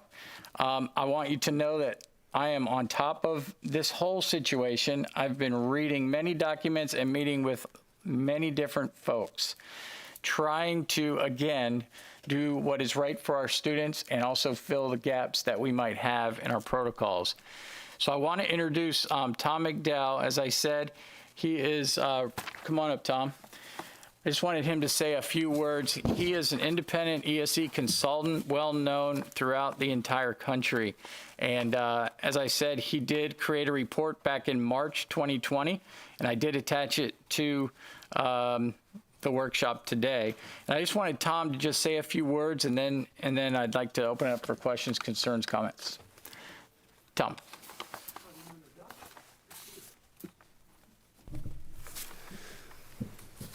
Good afternoon. Sorry for my voice, but I have asthma, and sometimes when I wear a mask, it leaves that carbon monoxide back. But being a speech and language pathologist by trade, if I get something, I can work through it. Let me give you a little bit about my background. I started education in 1970. I'm a speech and language pathologist and have dedicated my life to helping and understanding kids with disability. When I started my first job, there was no 94-142. There was no forms you had to fill out, no IEPs you had to do. All I had to do was do an assessment, and I could place the child with me to do what I wanted. And over the 50 years I've been in education, I have seen it move from where it used to be Sunland, that they closed in institutions, and where schools had no one that looked anything different than the same, no wheelchairs, no hearing aids, no kids that had ASD, any kids that were any different. To today, you can go into any school in America, and you will see such diversity and such good things inclusively to support all of our kids. So I do want to say that we've come an enormous way in 50 years in my career. My jobs. I've been a speech pathologist, a director of special ed and student services in Seminole County Public Schools, a principal and assistant principal. I was an executive director of Edison Learning after I retired in 2007. I did a lot of writing with Ruby Payne, with Amazon in their education division. And then my wife of 46 years said, why don't you do what you really want to do? And I wanted to do writing, and I'm very passionate about boys having difficulties with reading. And we talk, and then we read, and then we write. So I've done a lot of writing and programs in the areas of oral language learning for little kids. I got a call back, I think it was in February, wanting to know if I had some time that I could come in and do a project in Sarasota Public Schools. And I said, well, right now I was in Washington at the time, and I said, well, I don't have any time right now, but who do I need to talk with? And that was Dr. Bill Vogel. And he told me to get in touch with the acting superintendent, which I think is Misty. So I got home, and I called her up and I talked with her and asked her. And I said, what exactly are you looking for me? What is it? And she said, well, there's a feeling that the special ed students have been placed in access points because to help our scores or to make things look better. I said, wow, that's a pretty strong feeling there. She said, well, what I want you to do is I want you to come in, I want you to look at everything, and I want to know if that's true or not. I told her I would get back with her, and I'd look at my schedule. So I got back with her. And so I came in March, right as the pandemic was starting. I interviewed and talked with people and read documents. And I'm not going to go through the whole report, but basically the bottom line was this. There was no intent to do harm. However, there was a lot of misunderstanding and a lot of positions that people kind of interpreted kind of what they thought it should be, or heartfelt statistics, or, well, I know that this is what this child needs, or let's kind of move this around. If you have 3 of these, that's equal to this. But the law is the law. If you need a significant cognitive disability, that's what you start with. 2 standard deviations below the mean, that's where you start. And then you look at other things. Because you don't want to take a child who's LD or language impaired and put them into something that's not going to benefit them in the long run. But I want to read that again. There was nothing that I found in talking to all the people I talked with or doing anything that anybody did anything that they felt because some principal or some administrator wanted them to get kids in there so that their scores could be bigger. And I understand that because I was 35 years in Seminole County Public Schools. And I understand the importance of grades, but there was none of that. But I did find some things that really bothered me. I felt that there was not a good understanding what a significant cognitive disability was. I found that timelines could have been better. If you want something corrected, there needs to be a timeline when that's going to occur and happen. And where I may think if my boss says I want it done sometime this month, that means the last day of the month. Someone may mean that means by tomorrow, but there needs to be some timelines because it's very significant.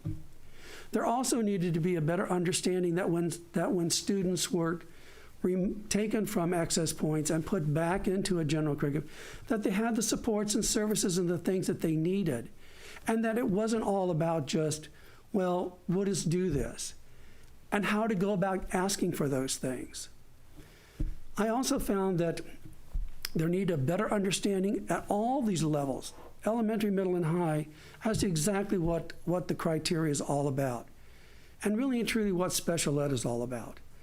And what services, and what's the difference between supports, and what things do you have? So at the end of the report, I think you have it, I made some suggestions, and I heard Dr. Asman say that many of those suggestions he said were things that I said. There needs to be professional development here. There needs to be a complete understanding of what it is in criteria. And if that's the way it is, and that's the policy, and that's the rule, that's what we follow. And if you want to break that, or you want to do something, then you need to find out why that can't be done, or you need to get with somebody before you decide to do it. The other thing was, there was a little bit of a concern with the idea of when things would be done. And because the Department of Education, DOE, had asked you to get something done, that means it needs to get done. And it needs to get done in a timely fashion, but it needs to get done in such a way that is corrected and things are moving forward so you can move in the best direction. So there needs to be some timelines there. I also found that there was a lot of very loving, caring, compassionate teachers here. And that love and that compassion, and being a special ed person myself, sometimes gets in the way. It's like following a rule. I came to your district and I went immediately to get my badge because I've been trained every place I go. I get my temperature taken, take my, So that's a rule, and you need to follow it. So compassionate special ed teachers did things that they thought was in the best interest of children, the best interest of the child, but in reality was probably not. But we need to let them understand why that was probably not a good decision. And that's kind of what the department's coming in to look at as well. So that's kind of in a nutshell what it is and my background. I can answer any questions you want, or So just if I could follow up before we get to questions. So what I'd like is with Tom McDowell, we're going to hire him to help us over the next month or two as I'd like for him to participate in our meetings and our conversations, kind of as an outside independent person looking in as well. So we have another voice at the table as we move forward, find out and understand fully what our gaps are, and as we create our plans to move forward. We will, like I said, be working closely with the DOE, but I really would like Tom McDowell there as well. So that's the plan, to have him work with us for a little while as well, until we can create our plan. I have a question, not so much for me, but for everyone, recommendations number one, we need to define significant cognitive disability and ensure that no student who has SLD will be placed in access points unless that student has a change in placement from SLD to IND. Could you or Sonia explain to us what are we talking about? What is the difference between significant cognitive disability and significant learning disability? Okay. And what is access points and how is that different than a regular education? And either one Okay, of well, you. I'm going to do the first one with you. What happened and I was a director of special ed at that time, when the state came in and the feds came in and they said they want that 1 or 2% rule, it said that they only wanted students in access points that were significantly cognitively disabled. And we used to have terms a long time ago, educationally trainable, profound, and we've done away with those, and we call them intellectual disabilities. So what it had to have in order to go to access points, because you're taking them out of a regular curriculum, was it had to be a significant cognitive disability, which means, by definition from psychologists, 2 standard deviations or 70 or below. Learning disabilities is just kind of the reverse of that. A student who has a learning disabilities has average or above average intelligence, but has a disability that makes it difficult for them to do. And it could be they have a hard time with word retrieval, or hard time putting sound symbol relationships together, or math problems. And so it's a specific disability that has nothing to do with their intellectual potential.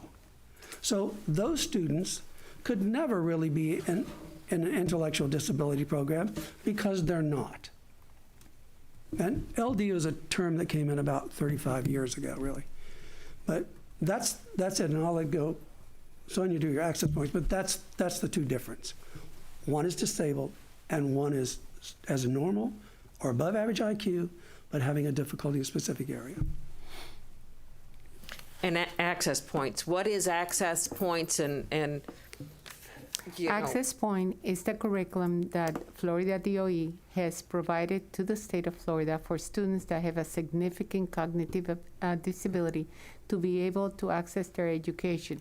It's not to meet the standards, but to show progress in terms of accessing a learning environment. It's a continuum of services. And there is a rule in terms of those students who are eligible to be able to transition from a general curriculum to a Florida Access curriculum. And this Florida Access curriculum, when they graduate as a senior in high school with an access point diploma? Align 2 is our students who are graduating from high schools to receive, if they are an access curriculum, they will receive a regular curriculum access. It replaced what we used to have special diploma, and Florida did away with special diploma and created one single diploma. Now, if a student is on the access point track curriculum, they will have a regular diploma access, or many of them also get a gen ed diploma for those students who are learning disabled, but they're not on access, they're general ed track. So the access point curriculum and diploma, is that higher or lower than a GED? Can they get into a community college with this? No. In the access point track for students in our high schools, they are very exposed to all the requirements for graduation. So they have to have graduation courses in order to graduate. We also have EOCs on access, and we are in a wheel to access for our students. So they're exposed to very specific EOCs on algebra, biology, and world history. So there is an alternative curriculum, a modified curriculum, so students can continue accessing their education and showing growth in those particular standards. It's aligned, it's very comparable to aligned to a general standard diploma, but it's very modified. Their curriculum is modified because they have those students on access point must have eligibility of having a significant cognitive disability, and they have to have other areas that show that they cannot participate in a gen ed curriculum. So these students aren't required to pass that algebra test and some of these other tests that They other are- students have to take? They are exposed to EOCs within the access point curriculum. They have the same requirements in order to graduate from high school, in order to receive a high school diploma access. Thank you. Bridget? Thank you. Thank you for being here today. I'm concerned about our time allocation for this. I'm very pleased we are talking about it, as I know the superintendent knows that I've brought this up, and the former superintendent knows that I've brought this up of concern, and the former superintendent before that. And so I'm appreciative that we are having this. I am worried that it's only 30 minutes, but I do think for the viewing public, and I recognize that this will be an ongoing discussion as we move forward. But I'd be remiss if I didn't highlight some elements, because I think it's important to know where we were in order to move forward. And so as a board member, this has caused me very serious concern for a very long time. And I have specific concerns that you mentioned you were hired, I believe in March of 2020. I know the report says 2019, so I think the report says 2019, but I believe. It's supposed to say, I think the report. Okay, so. It's 2020. And the reason is so we hadn't, as a board, received this document until 2 days or so ago. And again, given the gravity and the public discussion that has transpired and so many questions and the concerns and the implication it has for the community, it's difficult to look forward in a positive way. And I do believe, with what you said, there are teachers who absolutely love and care about our students in the deepest way. And I have no doubt that that was what you found. But this is such a complex scenario that I think it affords a very in-depth analysis. And so when I read through your overview, that again, it disheartens me that the board was not provided this before. If it was provided in March of 2020, we're almost a year out. So that's not on you. I need to make that statement. But as I go through it, because I have spent substantial amount of time in the due diligence of this circumstance in a case that led us to this, and then read through 11 volumes of testimony, the hearing, the final orders, and following up with this, my concern is that in your analysis, is there any evidence to substantiate your conclusions that we can use as reference points? Because I think they're really important. And again, these are very complex scenarios. And so what emails, what data, what was utilized, and that's not afforded in this report that you provided? Most of that came from Sonia's office that they got. And a lot of that is from the Department of Education website, where they have listed all the things that I don't have it in front of me, but you can get those there, or you can get all that I reviewed. Okay. Well, and again, because of the conclusions, and again, I think this is a very in-depth discussion, so it was all supplied by the district, all of that data. So the independent piece is the important part as we look ahead. And as Dr. Asplund had mentioned, that this would be a continuing relationship, I think it's important that I and the board and the community have faith, and this is not to discredit you by any means, that's no problem, but to ensure that our independent consultant is, in fact, independent and able to ask for certain, search out the necessary documents to figure out what went wrong and how we fix it. The other part is I know you mentioned somewhat about the scope. That was one of my questions, but I think you answered that Mrs. Corcoran had kind of highlighted that there was a concern about that there was intentional wrongdoing. And so in the way I look at this, given the research I've done, It wasn't intentional wrongdoing. It was that they were doing it in order to change the grades or to make the district look better. And so that's a question, and I don't know if that you could answer this, but why was that determined? Because there's intentional just for the grade, but then there's what transpired. And for me, I think in our goal, that is where it bears more substantial concern to me than is it being done to elevate our grade. I think at the end of the day, that's the human component. That is what we're here to do, to deliver that education. And so whether or not it was intentional or not, was it done? And then identified how we remedy that. Correct. The other part is, how did we determine that we began in 2016? That's when the first document that I had that they gave me, when there had been any kind of mention to staff about access points or any kind of in-service or anything like that. If I may. Please. There is, just very quickly, this is the guidance. I can give you a copy of it. This is guidance from the Department of Education that came out in 2012. And this guidance helps us to figure out if a student has a cognitive disability. And part of this, it says, because reliance on intelligent quotient or IQ scores alone is not sufficient, IEP teams should review the information below regarding the student.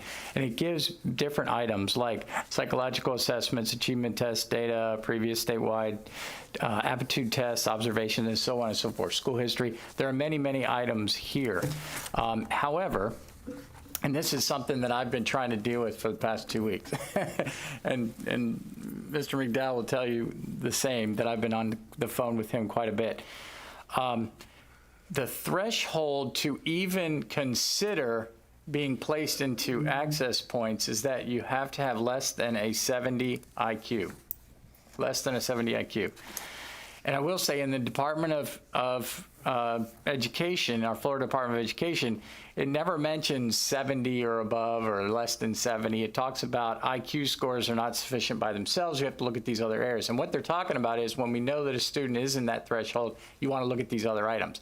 But it doesn't say anything about if they're 70 or above, you can't even consider placing them into access points. That was in 2012, and this is the same information now. And I was on the phone again with them today, and like I said, we've been working wonderfully together, great relationship. And I made a suggestion that we do have something in there that says, for all of our districts, because everybody's confused. I've been in 3 different districts, and I can tell you, 70 and above, a student should not enter the access points curriculum. That should be in here. That should be in here for our folks to know. That is black and white, period, end of story. But our folks look at this and it's kind of nebulous, because you know that if a student does meet it, if you're thinking about IND and you think they know, then you look at these other items to see what kind of accommodations that you need to give. And so how does that come to 2016? So in 2016, there was information from Monica. I can't remember her last name, but she was the Bureau chief. The bureau chief at the time in 2016. And there's an email that was sent to us, and I think to everyone in the state, that said, if you have a student who is in access points and they're SLD or Language impaired, they cannot be in access points. And so that's when our folks went back and looked at every single student who was in access points in 2016 to make sure that they were placed appropriately. And there were students that you found who needed to be pulled out, because that's what came from the Department of Education, which was an addition to the one that they gave us in 2012, but there's still no indication of a 70 IQ. How many students was that? I still have Yes, so in that email, there was 113 students. And so those 113 students, and I don't want to speak for you, Sonia, but I know that they were looked at that time in 2016, and there were these 113 who either were SLD or language impaired or had a 70 or above IQ were taken out of access points because they're directed to by the Department of Education. They needed to do that and then provide accommodations. So then that's the next thing. When we moved them out, did we provide the right accommodations? And that's another thing that we're looking at to make sure that we do that in the future if we haven't already. And so trying to keep track of those students. So since 2016, of those 113 students, we have 26 left in our system. And they all have the correct accommodations. We looked at that. I know you've been looking at that. and the entire team has, they've been doing a great job with those 25 students. The rest of those students either have graduated or have moved on, and so on and so forth. But I think what I'm saying here is, back to what Tom McDowell is saying, that threshold is 70 and above, and I need the DOE, and I told them that today, and they agreed. They said, we are looking at it now to see if we need to change this for all of the school districts. If it's 70 or above, you do not enter access points. I need that black and white, just like every other superintendent in the state of Florida needs that in black and white, correct, Mr. McDowell? And so we need that to be in effect. And then anybody who's less than 70, then you look at these other items to see what kind of accommodations you give within access points. So that has been a learning curve for me, and I think for a lot of people who have done, again, what they think is in the best interest of the student, but they should be following the 70 IQ item. So that's a long way of saying, of hopefully answering some of that question. I think a lot of it turned out where it was one of those, everybody talked about it and did it, but they couldn't pin it down some spot. But when I was in Seminole County and the districts that I've worked with since, and around the country, that's pretty much what they consider a significant cognitive disability, because there should be no more than 1% of your population on that. So if you start to see in Sarasota, you've got 3, 4, 5% of your population on access points, that's a huge red flag for you. Something's not right. So, it needs to be done. But at the same time, everyone needs to know what the rules are, and you're right, Richard. Everyone needs to know what the rules are and follow the rules. So as a board member, if you say that is the policy, that you know it is being enforced.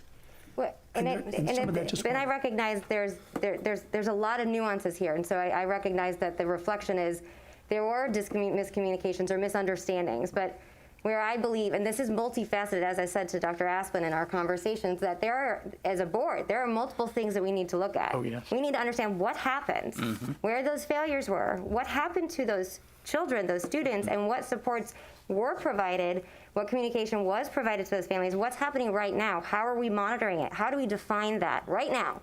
And then that's going forward also to make sure it doesn't happen again, and that's through the professional development and have you.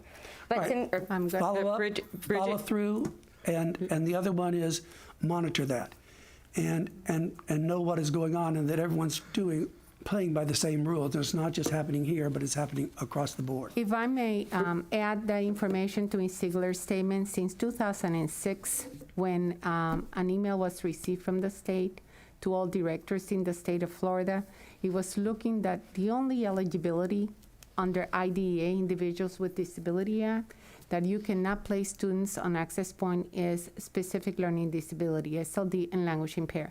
So at that time, since 2006, immediately, we put a plan in place to look at all the students that show in Sarasota that they were identified as SLD and language impaired. And this is our work that started in 2016. Those students, because it's an IEP team decision, they were brought with the parents to reevaluations to process in terms of transitioning back to a general education curriculum. And at that time, since then, the students that Dr. Asplin mentioned, we have monitored every single student that transitioned from FSA-AA to FSA. We have data to show. We meet with the schools. We meet with the teams.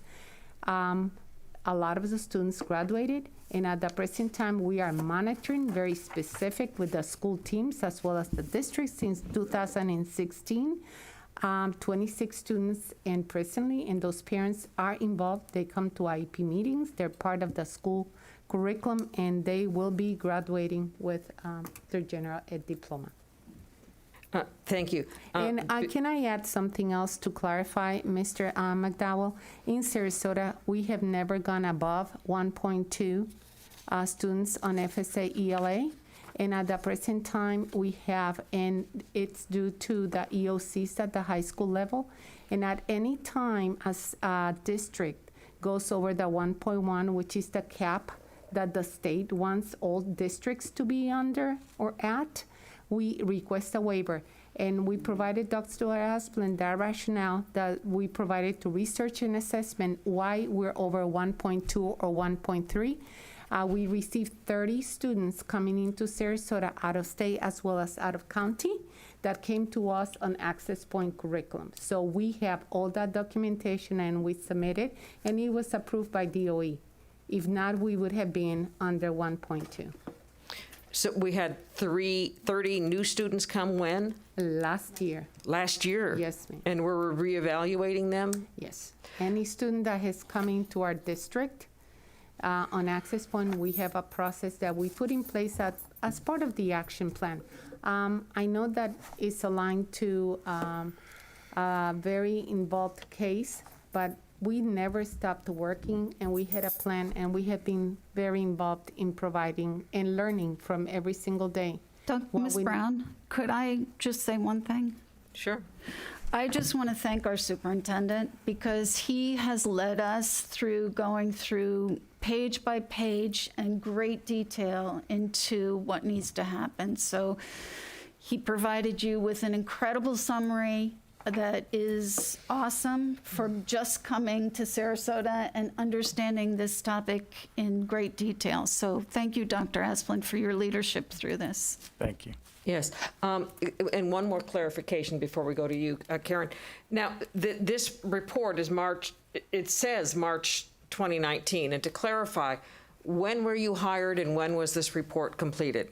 It should be March 12th. I don't know why it's 19. I didn't catch that. You were hired in March of 2020, or you gave us the report in March of 2020? I was hired and gave you the report in March, March 20th, yeah. And when was the report given to the district? In March. March of 2020? I think, yeah, the end of March, yeah. I can look to see. Thank you. Karen? Yes, for clarification, and Mrs. Ziegler addressed one of my major concerns that my question was the March of 2020 report ever shared with the school board? And that clarification is no, which I have huge concern with. And for clarification, that in 2016, the email that you've referred to, we were directed as a district to look at every student that didn't have the identification, the disability of cognitively meeting that cognitive 70 IQ, and to reassess them.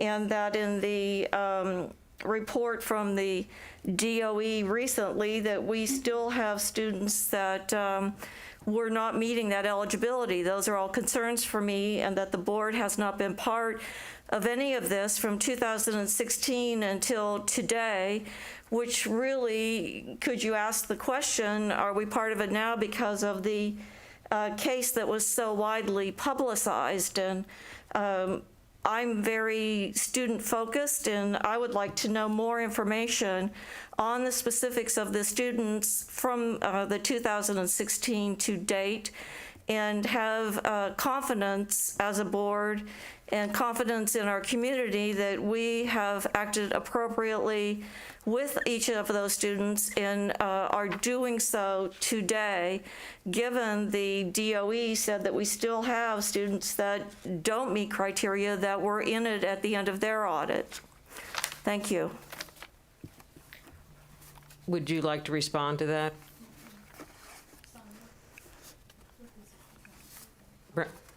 Superintendent Asplin? So what I do want to mention is that,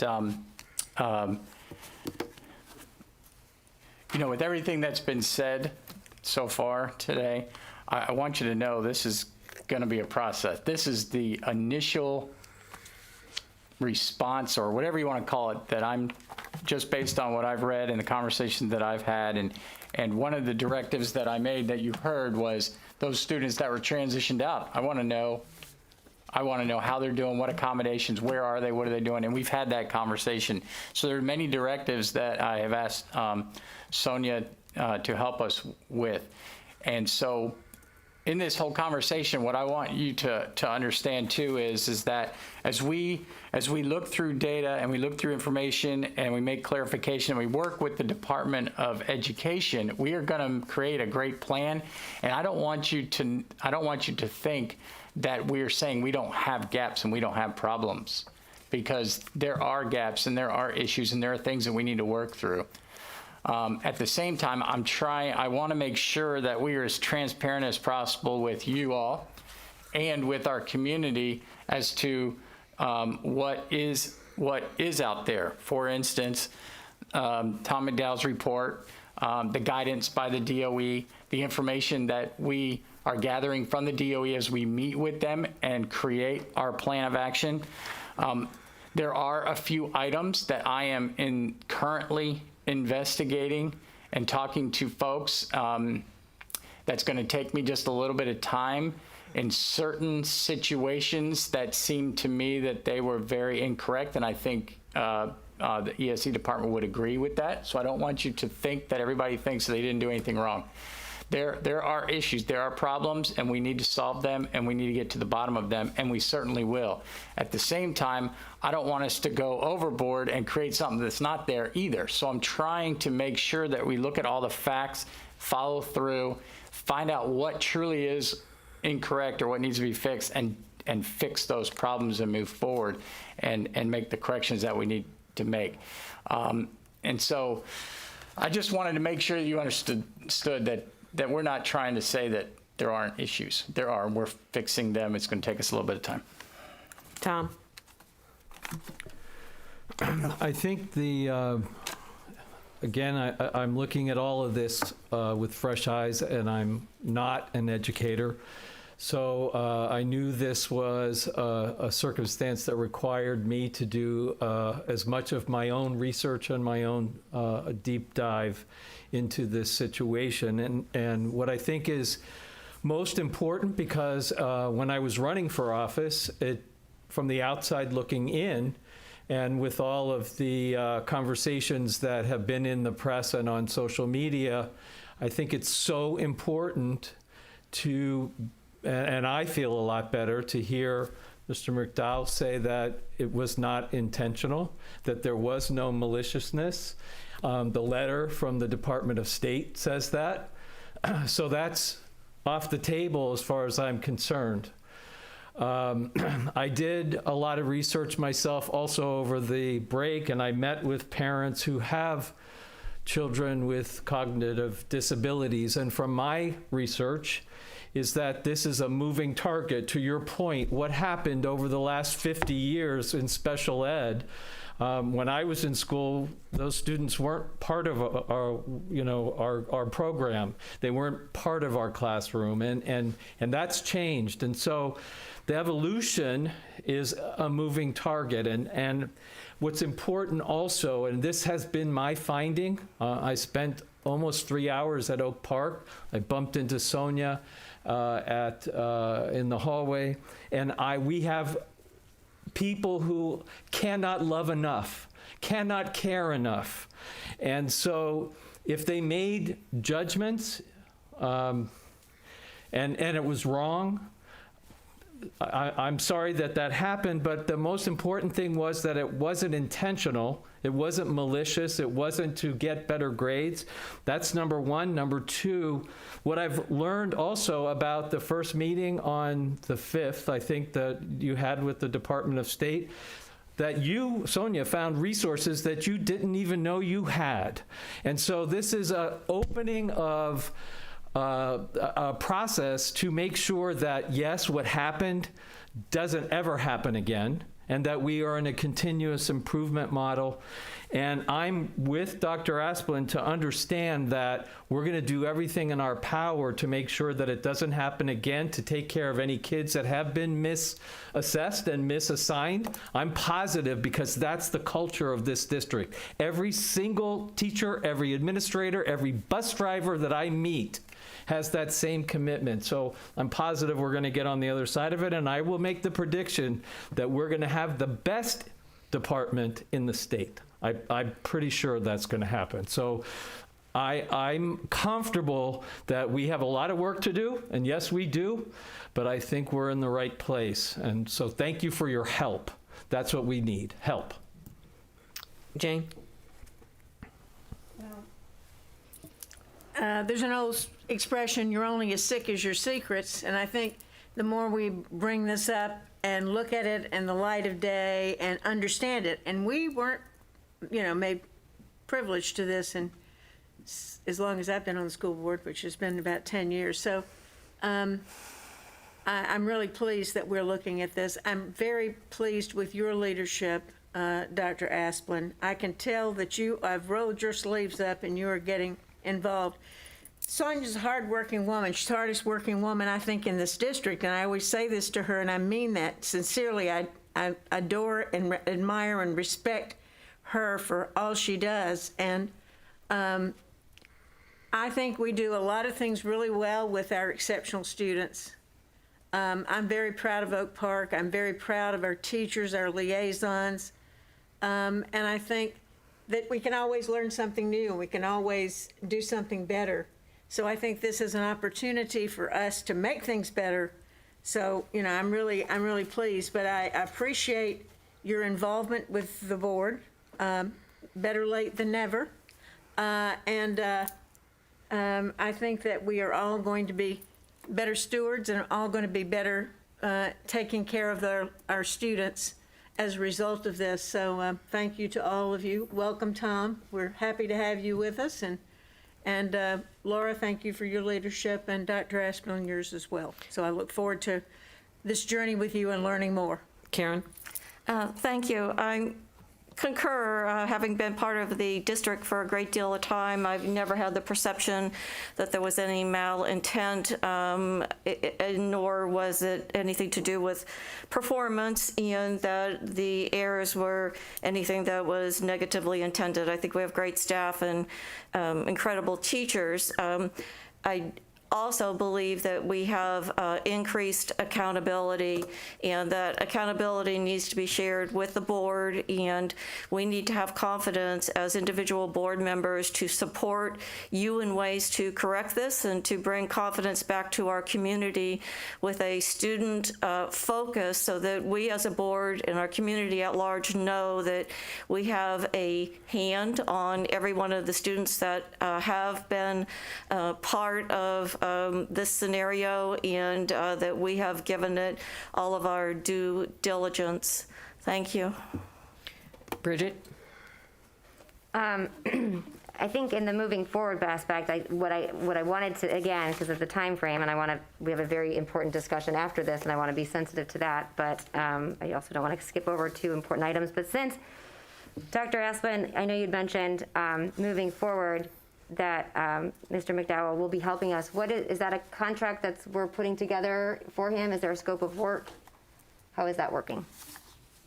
Yes, Mr. McDowell put together a proposal for me, and it's actually $14,000, and it's to, I'm trying to remember how many days exactly that is, but I asked him to be involved with us when we have our meetings, when we need to call him, and even if it's Zoom, and then also our meetings with the Department of Education, and then as we create our final plan.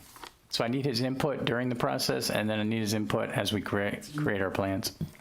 Thank you. And again, I'm going to reiterate something because I think it's important, because I do think we have extraordinary things that happen in this district. And I know that was mentioned in the previous speaker, and sometimes something bad happens and it casts a shadow over it, and it's unfortunate. And I agree with that, and I think we do need to highlight all the wonderful things that take place and the tireless effort that our staff bring forward in very challenging situations.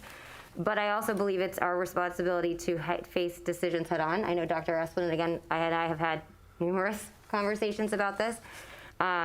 This is something he inherited, not something that it was on per se his watch, but I do think it is imperative that it be addressed with fidelity and but with urgency, and I think that it's very important that the board be kept abreast, because historically on this particular issue for about a year and a half, it has been completely cast aside. And I think that hurts our ability to highlight the great things that happen here, because that diminishes trust.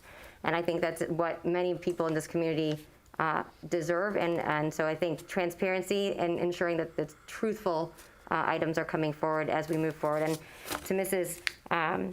Rose's point, I agree. I want to make sure that anyone in the staff has the support of our board to ensure that you have the resources to fix these problems, because this is truly what we're here for. So with that, I will stop. Thank you.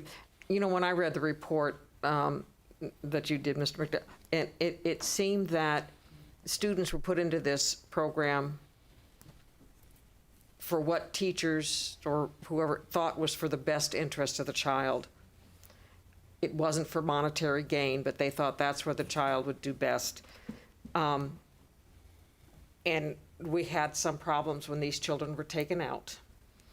And that's one thing we want to follow up on, you know.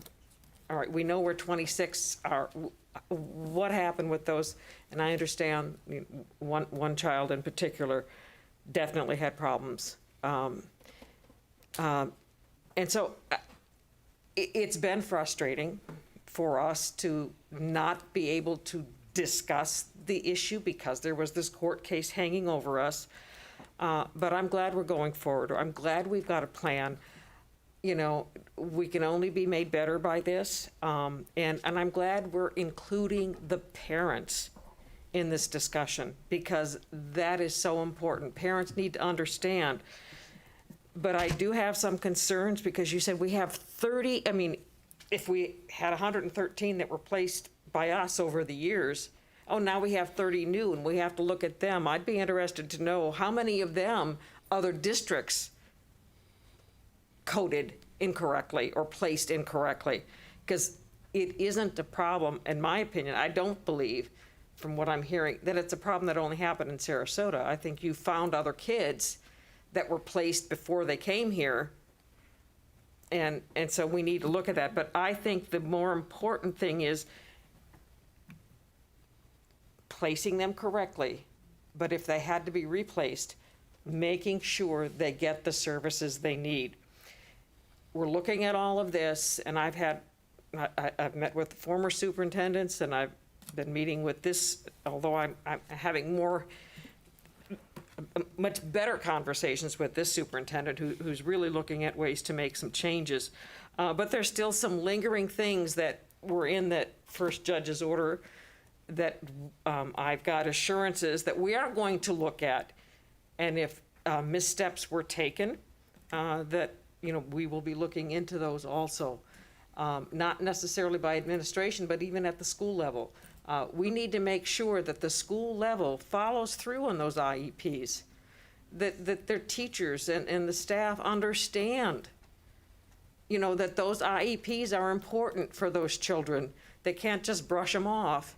And, you know, you can't, we've seen it happen, not with this, but even with other students, happening, you know, where teachers disregard or have no knowledge of a student's IEP and will interact with them in an inappropriate way. By that I mean not understanding that this person can't handle loud noises or, you know, in-your-face kind of interactions. So we have to make sure that we reach out and help all of our staff understand the importance of following these IEPs for these children, and that we continue to do what's in the best interest of the child. And I'm so very glad that, you know, we've got the superintendent and Sonia and Laura here, and we're going to be working with DOE to make those plans together. And Tom, I'm glad you're here with us too. We can't change history, but what we can do is correct procedures and move forward. Thank you so much. Bridget, are you here again? Yeah, I'm sorry. I do have one more question. When you were hired in March, because again, I think that's important, the timeline and the scope of work, did you reference one of the, I believe, the cases that what recently was settled, that a DOA judge's ruling that gave substantial details? Was that at all part of your review? No, I had nothing to do with that one. Mine was strictly looking at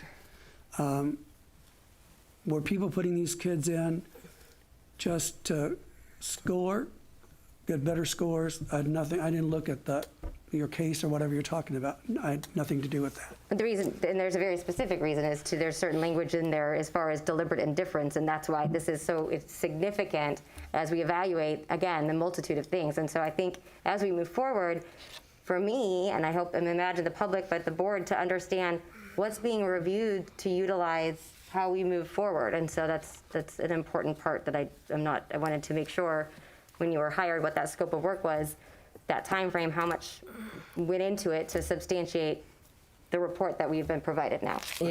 Yeah, I would suggest that you continue discussions with the superintendent so that we can move on to the next agenda item.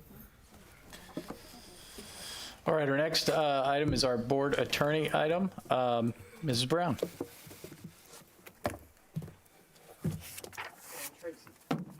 Oops, also Tracy. I'm sorry, Tracy.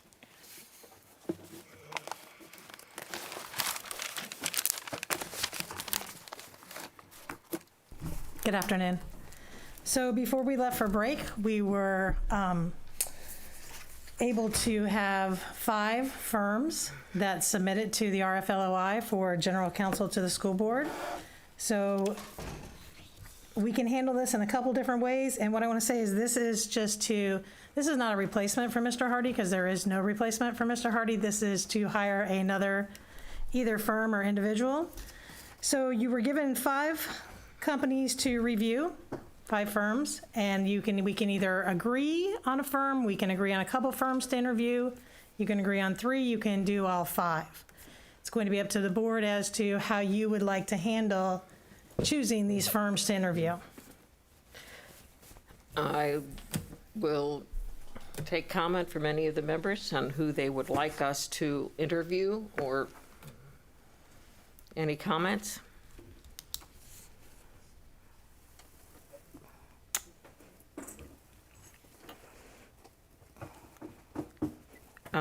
Tom? I guess what I was really hoping, I have thoughts about local versus not local, and narrowing it down or interviewing and those types of things. For me personally, I would like to interview. I'd like to talk to firms. I think from sunshine law, we all can't do it together, but I would personally like to be able to sit down and chat with them and understand their business models and all the types of things. I've gotten to know Art pretty well, and I'd like to do a deeper dive myself, just so that when I come back and make recommendations, I have really good information. But at the same time, I was really curious to hear what everybody else's thoughts were about local versus not local, and hopefully, because we can't discuss, I was hoping that we could get some sort of just conversation going about what we read and what we saw and where we were at. Okay, that's what we'll do. Karen? I'm more concerned about hiring a attorney, legal counsel, or a firm that represents all 5 board members, and I want to preface this process with what I believe to be a high order responsibility to our taxpayers and the Sarasota County community to hire an attorney that can represent all 5 board members. I believe that we have an obligation as a board of 5 to come together on behalf of taxpayers, students, and community to provide each of us with legal counsel, and that we individually have faith in doing the best job. This is a time to collaborate, to get our ultimate priority of providing for the safety and the highest quality of education to every student. I would like to see us come to a 5-0 vote, as we did with the superintendent in the most recent process. We're looking at, do we bring all 5 of them in? Are you looking at 3 of them or 2 of them? That's what we're trying to do right now. Do you have any comment? My comment is that this is of high priority to come together as All a right, but you board. have no comment on the individuals that are here. We need to be narrowing this down. I don't have a comment on that. I have a comment on hiring an individual attorney or board that each individual board member has faith in, and that with the superintendent process that we come together with a 5-0 vote. And I would be quite concerned if we hired a firm that was willing to take the job otherwise. Okay. Bridget? Thank you. Well, I will reiterate the significance of this role. I know Mr. Hardy has been invaluable for many years. For how many years? How many years? I just want to make sure. Well, sitting at the board table, I think it's about 22 and a little over 30 overall. So this is a first. That's all. This is a first process for all of us. So thank you for your work, and thank you for providing us with some options. I agree with Mr. Edwards. I think I would like to interview them individually, but I think very similarly to how we did it for the superintendent search is also, I'd ideally like to see if we can, depending on what the other board members think, narrow it down to, let's say, 3, maybe, I mean, I have no set number, and have them come in at our next board meeting, and hopefully we can coordinate a time frame in which we can interview one-on-one. I know that's a little difficult because there's 5 of us, so I'm not sure from a scheduling standpoint if we need to do it more than one day. I mean, most 3 of the 5 are relatively local, I think. Is that correct? And to answer, Tom, your question, or Mr. Edwards, your question, you know, I thought about the local part too, and I think that it certainly provides value, but when you're thinking from and also from a fiduciary standpoint, because it's billable hours and they're driving. But I think experience is very substantial. I think having government experience is really something that I'm looking for, because it is a little different. Certainly in Florida it's different, but dealing with boards it's different, and having those connections, I think that's someone that will be able to serve us well and guide us correctly. So I don't put weigh local as a substantial as much as I do qualifications, experience, than anything else, because at the end of the day, the law is, you know, it's not so much community. Are you ready to make proposals on who you would like to bring back yet? I'm sorry to irritate you, but I think some of us were trying to discuss what our we'll process discuss. was. Okay, the process more. Jane? Well, I was surprised that we didn't have more local people, and we only had 5 people apply, frankly. It is specialized work. It is important, as we only hire a superintendent, an attorney, and have an audit done. So it's a really important piece of our business. I also see this a little differently in that many boards now of school districts our size and larger, and I've spoken to Art about this, I've spoken to Dr. Asplin about this, will have 2 different board attorneys representing them. They'll have one for the superintendent and then one that represents the board. I think we're going to grow into that at some point in time, before too long of a time. But right now, the 5 that we had there's some good points about all 5. I've made a few phone calls, but not enough. I will certainly do more due diligence, but I think I would like all 5 of them to come in and make a presentation to us.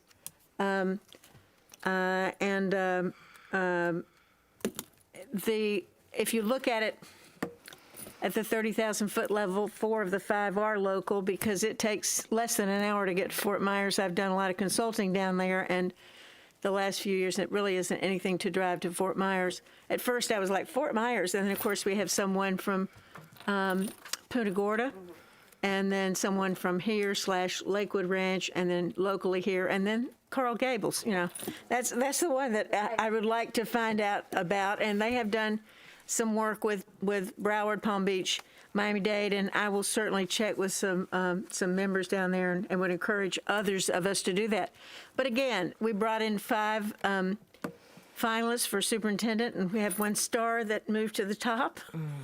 And but it was good to see. It was good to see the people that we had, and so I would really like to entertain. I really can't say that I have any special favorite or anything else. There's some good things and some not so great things. I know that Wiltitsky and Punta Gorda is done a lot of work with Charlotte County, Hardy, Glade County, which are small districts, but supposedly has a great reputation for knowing school law. And so I'd like to bring all 5 of them in, so that's where I am. I was having a concern with the first two, the first one being A, out of the area, and B, focused on workers' comp, not and doesn't have any school. So I'm like, they'd have to, so I have a concern about the first one just not having any school experience. And then the second one is local, but has worked with local government, but not schools. School law, and when we're talking about the bathrooms and the issues that happen between students and with our teachers, I have a concern that it was just local government, not schools, so they'd have to have, a big jump to make me support them. And I think the last three have had experience with schools, have been school board attorneys. But, if you want to bring all five of them in, that would, I wouldn't object to that, but without any school experience. Just one other thing, too. I don't think I would support somebody without any school experience. Yeah, well, just another thought. Most of them have, some type of local government experience. Many of them, well, the one from Lakewood Ranch does, City of Venice and others. But I can remember when we looked at our internal auditor and we looked at hiring CRI, and we thought, they're going to be right here in Bradenton, but we are working with somebody in Orlando. So our lead relationship manager is a Vito. So, yep. And so that's, just kind of the way that's exactly the way it works. And of course with Zoom, who cares? Because Zoom works. Zoom is going to be working for us, I think, for about another 6 months, folks. But at any rate, I'm fine with whatever anyone else decides. I am certainly not ready to make a decision. Tom. I think that we should just then come up with a process. If we want to say process one is to have them all come in and do a quick presentation, I don't think we want to have it eat up a whole lot of time. Maybe give them 20 minutes each to give us a presentation and why they are seeking this business. I'm not surprised that we got only 5, because when he told me he was leaving, I started dialing, and there's not a lot of you out there. So so before we start, and I'm in agreement, before we start eliminating, we better talk to at least all 5 initially and then go from there. But I do have a question, because I'm learning to work with all of you. And Karen, I guess I'd like to know why you're concerned that it has to be all 5, and if you could just, because I think ideally we would always want to agree that we're all getting along in the sandbox, but I just wanted, if there's something that's potentially bothering you, I think we should try and hear that. It's thank you for asking. It's the importance that a legal counsel provides to us as a board, representing our staff, our community, every one of our students. And I find it an insurmountable priority that correlates directly to the hiring of a superintendent. And would you want to hire a superintendent with a 3-2, a 4-1 vote? Would you? That's my question. No, I wouldn't. And I think that's same importance. We're talking about taxpayer dollars. We're talking about elected officials having representation. And for me, it's more important that this is the one piece, similar to superintendent, that we come together on in order to put our focus where it belongs, and that's on student performance, safety, and building high-quality schools. Point well taken. I think that's, our last 2 superintendents were hired on a 4-1 vote. And one other thing that I just want to throw out there for discussion before we jump ahead. I think because of the collective bargaining piece that Art has been doing, the research that I've done shows me that it can continue to stay with a board attorney, but it might be HR. So I think it's important to have our union have some input as to how comfortable they feel in that part of what we're looking for. Agreed. Jane?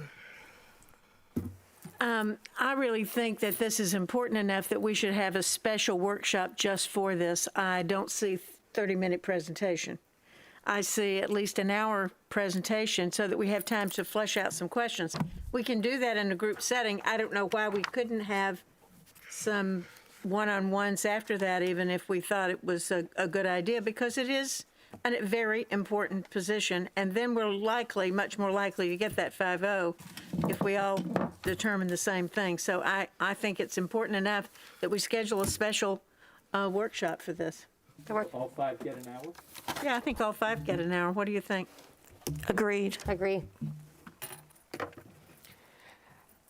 And you want to do this at our next workshop session, or we have a special day like what we had with the superintendent? We're going to have to find a day that's that they would be available and we would be available. I think, I mean, our timeline was tight anyhow, so I think we'd have to do a special session before our next meeting so that we can make the final decision at our next meeting and release Mr. Hardy of his duties, since that's I coming think up. we would have interviews and then have the discussion at the workshop. I'm impartial to that direct. I mean, it's either way for me, but I do think I agree with having a special meeting just to interview them and All right. hopefully giving them enough time to. So we will all have to try to be available. And are we going to all 5 interview them, or are we going to do the one-on-one round table interview? Because that would take each of these attorneys all day. And I don't know that they'd even be available to do that, but, are you talking about half hour for each member individually and all of them together, or what?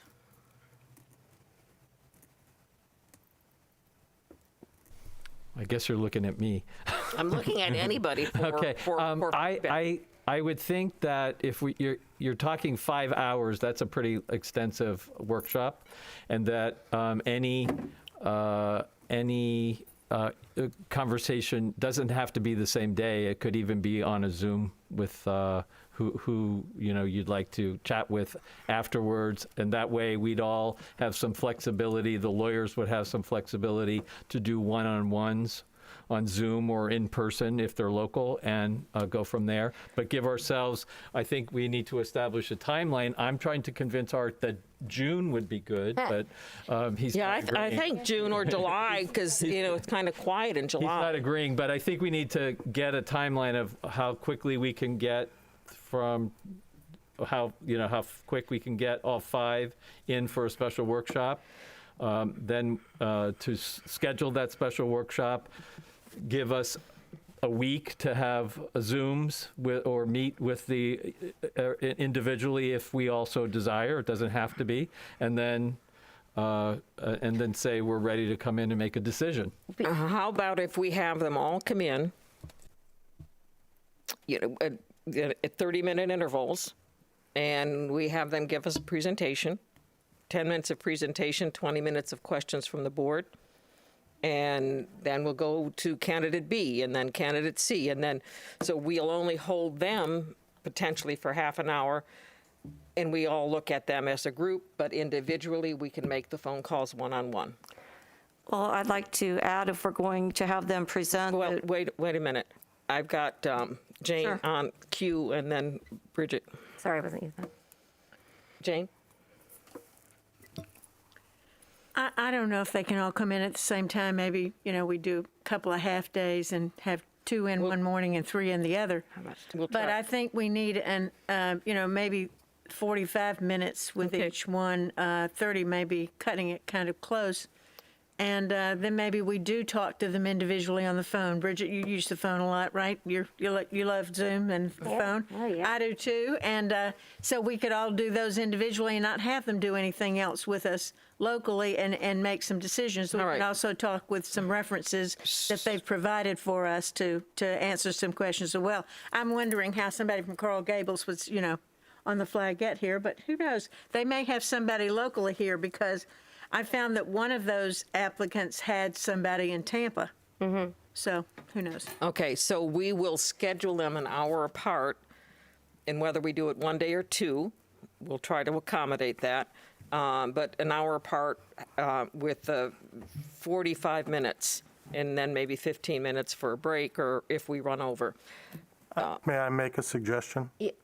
Sure. Just know it, just for process-wise, knowing that we're talking about something perhaps toward the middle or late next week.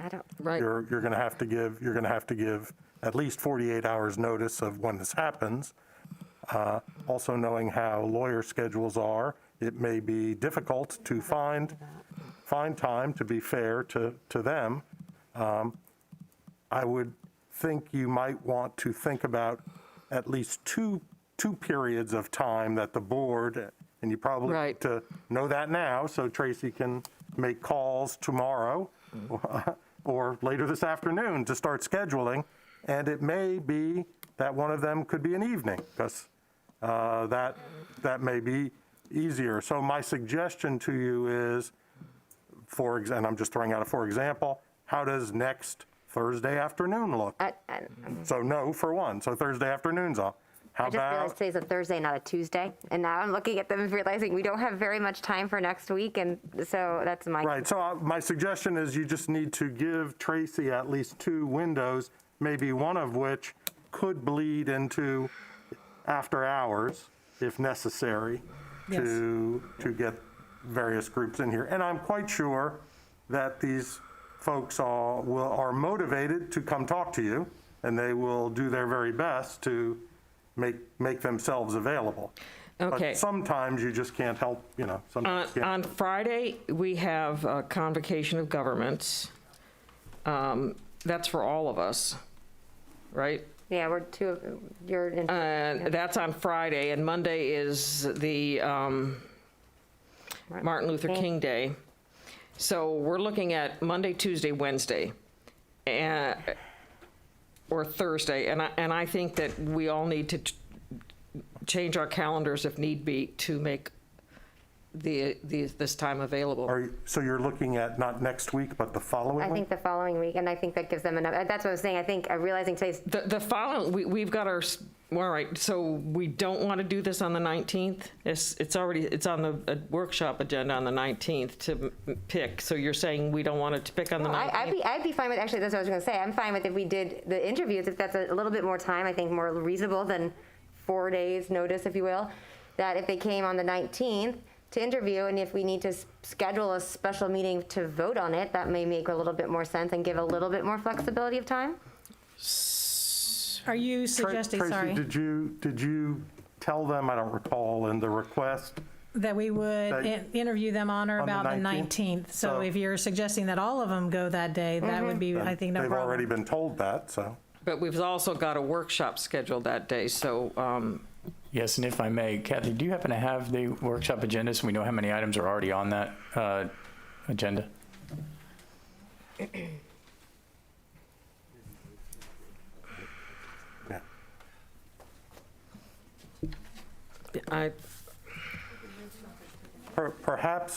Perhaps you could move that a day or two later and then tie that with a special meeting to make your selection. I don't know, I don't know how time sensitive your other items are.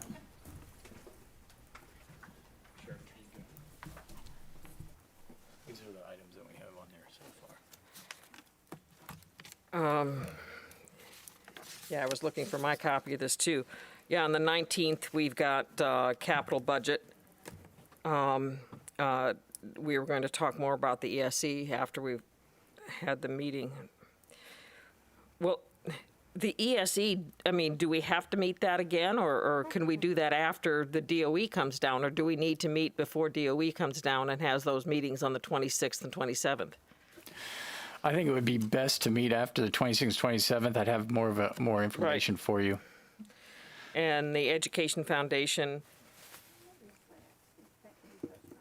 I think we can postpone that, and the capital budget. Yeah, well, so I think we can do it on the 19th.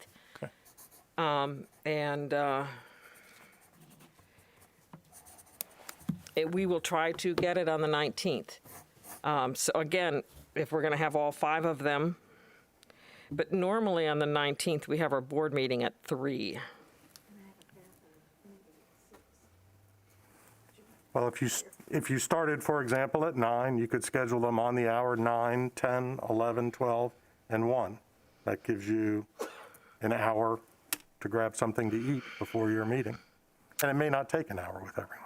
And we might even have time to talk about the capital budget. Okay, so we'll try it at... Start earlier. That's up to the board. All right, so we will start on the 19th at 9 a.m.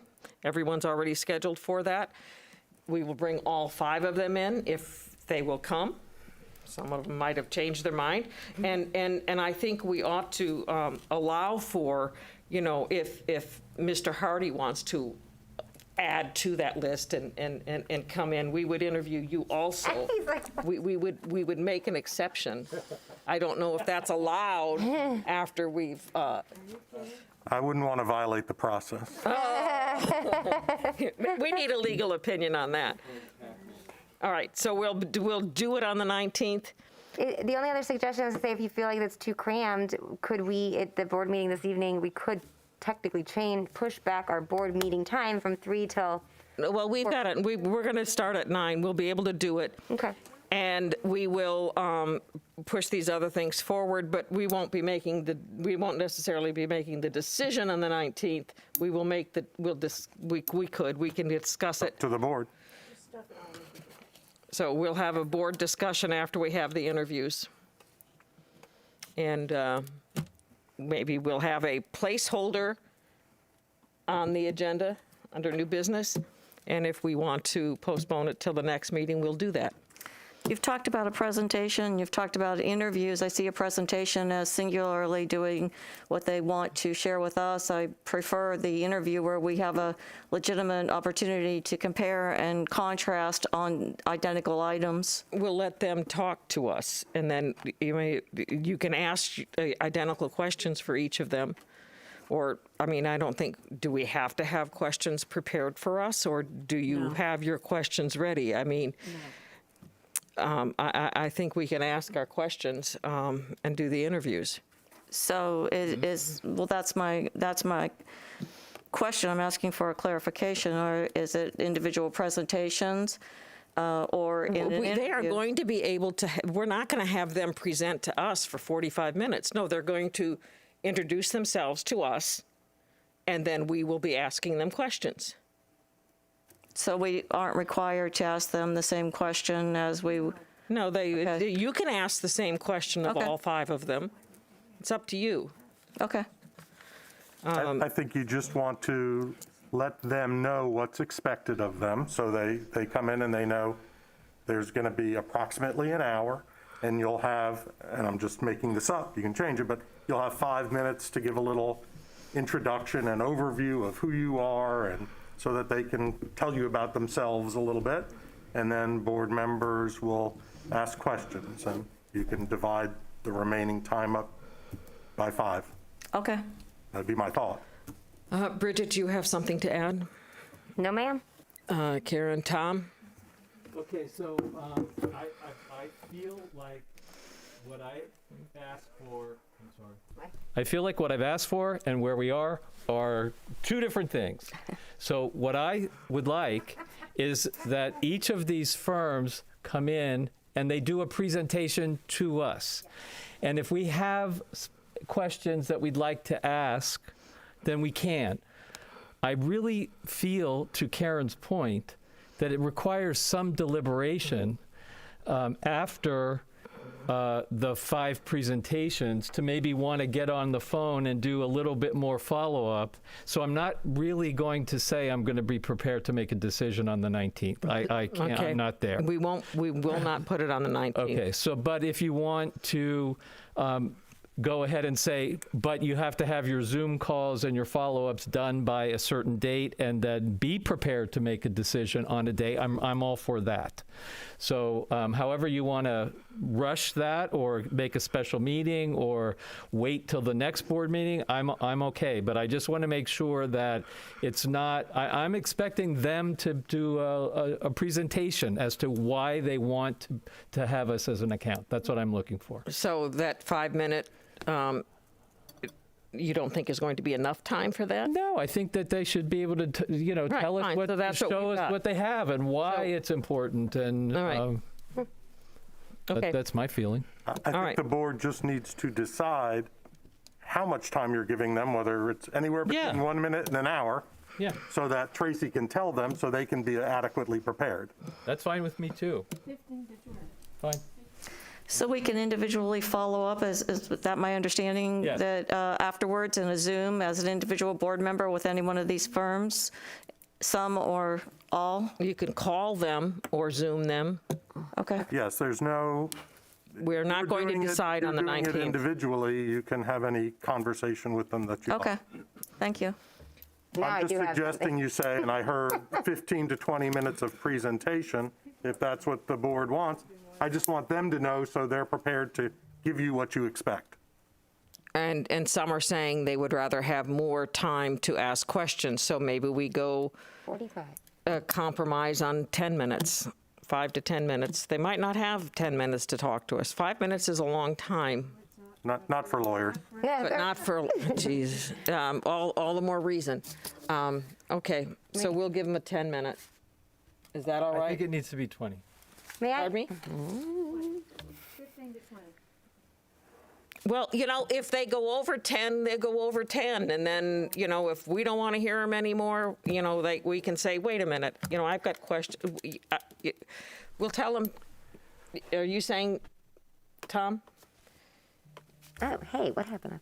I'm just saying that if you read there's multiple attorneys, there's multiple practices, there's multiple reasons why they set, and by 5, my 10 minutes is like a Reader's Digest version of why I filled out this paperwork and why I want your account. So I'm hoping they're going to be informative and don't feel like they have a gun to their head. So if we said 20 minutes and they went over, or 20 minutes and they were less, that's okay. But I'm really hoping to make it as informational as possible from them.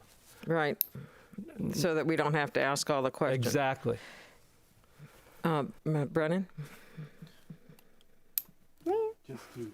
Oh, I'm sorry. Bridget was Go up ahead. next. Go ahead, Sorry. Sorry. I agree with Tom. I thought we were there, so I apologize. So thank you for the clarification. I think 45 minutes to give them was what I was thinking, that they would have 45 minutes of time to expect to be here, of which 20 minutes to present, of which the remaining time goes to some Q&A. I recognize why Karen had said, do we have to have questions outlined? Because we did the exact same thing for the superintendent, and there's only other 2 positions we hire. So I don't know that we need to do that, because I think that takes more planning on who assigning that, but being thoughtful of what we want to ask and being mindful that we ask kind of the same questions depending on how it goes. After that, and I agree, I wouldn't be ready necessarily that day. And so this evening is our last board meeting before the next meeting. So we may want to determine on when that date would be, but we could also, I guess, do it on the 19th. Okay. And after that, we can choose to pick a phone call or call them or Zoom them. But I like your point of saying this is the date certain. Do it before here, because we will be making a decision on X date, which would be a special meeting. Does that sound good? One of the things we won't have, or maybe it's not part of what our discussion is, how much are they going to cost us? Oh, that's a big one. That's a big one. It's in their report. It is. It's negotiable. So what I'm hearing then, for Tracy to get back with these folks, is that she will try to schedule them all basically beginning at 9 a.m. on Tuesday, the 19th, to come in 1-hour intervals. They'll be told that they have up to 20 minutes to make a presentation to the board, and the remainder of the time will be a Q&A session with the board. Okay? We're giving them 45 minutes, right? You wanted 15 minutes in between? Well, I mean, I guess that's up to the board, but I think we should try to schedule them on the hour. Yes. Okay. We should schedule them on the hour, and, you know, we don't necessarily need 15 minutes of dead time, but, you know, we could use that time to discuss it among ourselves or continue to talk to questions. But again, the only way we can discuss it is if we are there on camera. And if we want to have some discussion amongst ourselves after we talk to them, or should we keep them and talk to them for, you know, 55 minutes with 5 minutes in between? In an effort to give you as much time as possible, we can move that capital budget to the first workshop in February. We're Great. prepared to do that, so take Okay. that off the agenda. All right, so we'll start at 9, an hour, and we will have, we'll have a 10 to 20 minute presentation, member questions, comments. If we have no more questions when 45 minutes comes up, we'll move. But if we want to have any discussion about the person we interviewed, it has to be done on the table, but we can talk to them for 45 minutes. But I think we ought to at least have a 5-minute break in between. All right. Before the board moves on to your next item, I provided you all with a draft contract, and I just wanted to know if, obviously, this is not going to be ready to be put into final form until we know who it is and what the deal is with that group, but I wanted to give you kind of at least the outline of a contract, and just am asking, does anyone have any feedback? Anything you want to tell me to include or take out, or, it's not the last chance, but it's the first chance. I neglected to bring it with me today. But is there any other questions for Mr. Hardy? Or again, we can pick up the phone and talk to him too. I have a question. Do you negotiate it for us? I certainly will. Okay, I was hoping so. Okay. Bridget? Oh, that was your question? You know, I assume that the board is going to talk, I mean, the biggest thing that's left out here is money, obviously. And I assume that's something the board's going to get a commitment from each of the groups during the interview session. We will do your work for X. And then the board will factor that into who you choose to hire. Not that you're going to necessarily take the lowest one, but that's part of the panoply of things you consider. I just wanted to make sure I wasn't leaving a major thing out that you wanted in, that's all. Okay, thank you. Didn't mean to delay anymore. Okay, the last thing on the agenda is member comments and committee listings. Have we assigned someone, what are the committees that we have to have? I understand that we need somebody on the Juvenile Justice Committee. Caroline was always there for us, and She's still going to be on well, she can still be on it, but she can't represent the school district. Nope. And the other one was the Value Adjustment Board. Value Adjustment Board. Has someone volunteered for the Value Adjustment Board? We got the Value Adjustment Board, and we've got the Juvenile Justice Board. Jane's up on the FSBA. Kind of filled her. Well, I'm on the Fair Board. And the Fair Board, or the Fair Board, yeah. I think the only things that the board has to send someone to is the Value Adjustment Board, for sure, and I believe the Juvenile Justice Board. Yeah, the juvenile. I'm not 100% sure about that, but you have to have someone, and I would suggest you have someone and a backup person, an alternate, All right, the Value Adjustment Board. The other ones are totally up to you.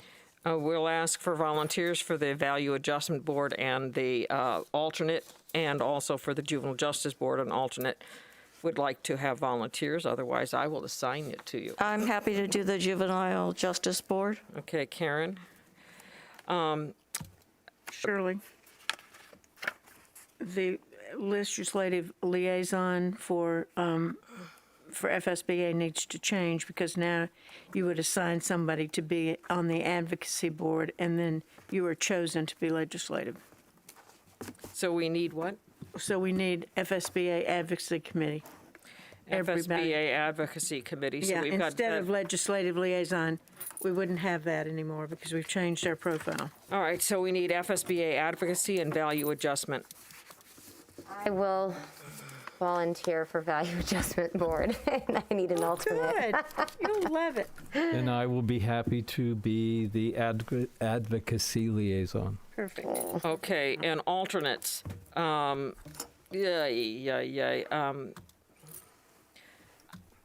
I will be an alternate on the FSBA. Okay. And so you two want to alternate each other on the Juvenile Justice and Value Adjustment? We have to have a member and an alternate. That's fine. Okay. It only meets quarterly, Karen, the Value Adjustment. I will do SHAC because I did it for many years and I really enjoyed it. Do we have to have somebody that was the school health? Yeah, I don't know if we Advisory. need it or not, but I think particularly now I was on it for a number of years and I'd really like to go back I to don't it. have that list in front of me. I've got this list. What about the Suncoast Workforce Development Board? Bowden. Tom's got his hand up, but I thought we were looking at those that we had to do. Yeah. Well, I thought we were just looking at the ones we had. This is the list of what we were given. At one time, I thought we narrowed that list down. All right, so Tobacco-free Workforce Development Board, Tom's Yep. got his hand up. I'd be happy to be back up. It's a Okay. definite area of interest for me. You've got Karen as an alternate on that? Yep. Tobacco-free partnership, is there still some such? The what? Tobacco-free partnership. Oh, the Tobacco-Free You Partnership. used to do that. We don't need to be on there. Okay, then let's scratch it off. And it probably should, there probably should be somebody from the school health department, or school health committee. We should probably get somebody sitting on that. Maybe you can talk to Suzanne DeBose, and we'll get on there. Could you give me a copy of this when you're done? I will. You feel like you're my secretary Well, today. I am, I can be. What's next? So Value Adjustment Board is Bridget, you are the a representative, and Tom is the backup, or Karen? I can't. Karen is the backup. Karen is the backup? Are you okay I with think that, we have to Karen? notify the county on Yeah, this. that is an important one that has to. Kathy, we have to notify the county. And then add it to my And the calendar. Juvenile Justice Board is Calendar. Karen with Bridget as the alternate. Then there's the legislative liaison for the district to work with a lobbyist, Okay, I'll do that. which I've been doing for a think long time, but your name is As in the that board list. chair. Okay, I'll make sure, okay. The Fair Board is next, You be the alternate on that. the Greater Florida Consortium of School Boards. Well, you're the chair of that. Yeah, I am, and Tom wants to, Be the legislative person on that one. he's going to be he's going to be, in the 2020 census we don't need, so scratch that. We don't do Community Alliance. The FSBA Board of Directors is Charlotte County. So I think everything else is penciled in. I'll get you a copy All of right. it. Well, I think we ought to add that audit committee, because doesn't a board member have to be on the audit committee? Yeah, And that's you this year? that would be me. All right. And I can be alternate for that. Well, there's no alternate because I'm Good. considered the chair, but, if you would You're like either to take there or- over, Madam Chair, you're certainly welcome to do so at any point. Okay. Another thing we wanted to discuss is the meeting times. There was some discussion, instead of having a 6:30 meeting, to have a 6 o'clock meeting. Or 5:30. Oh, 5:30? Oh, jeez. You know what? Well, we end up, We talked about originally, and I wasn't myself last month, I had a migraine headache. We talked about moving our workshop to a different day. That's how this whole thing bubbled up. And then all of a sudden, nope, we've loaded them up and we're going to have 2 workshops on the same days as board meetings. And I have a Fair Board extension one of those nights. And so I was looking or hoping that we could have workshops on a separate day. But I would like to move up our board meeting from 6:30 to 5:30 because a lot of people like to come on the way home from work. And I don't know that that would impact our audience at all. And then that certainly is better for our students because sometimes they have been out very, very late. And, you know, we get to 6:30 and they don't go on until 7:30. So that was my intention. 6 o'clock would be easier for me. I mean, only because we're changing it. Because you go home. Yes, I live closer. Bridget? No, I think 6, I would, if we were going to change, I worry, I do think that there's like a balance. Sometimes 5:30 people will be rushing to make it. Or 6:30 may be too late, or certainly for the students. So I think maybe if we do 6, it adds an additional half hour, maybe help us, and somewhere in between. So I'd be fine with that. And then, you know, all of the dates would have to be changed on the calendar too. Tom or Karen, do you have any comment on 6, 5:30, Flexible. 6:30? Thank you for asking. I'm flexible. Pardon me? I'm flexible. Oh. Yeah, I'm Tom, are flexible. you acrobatic?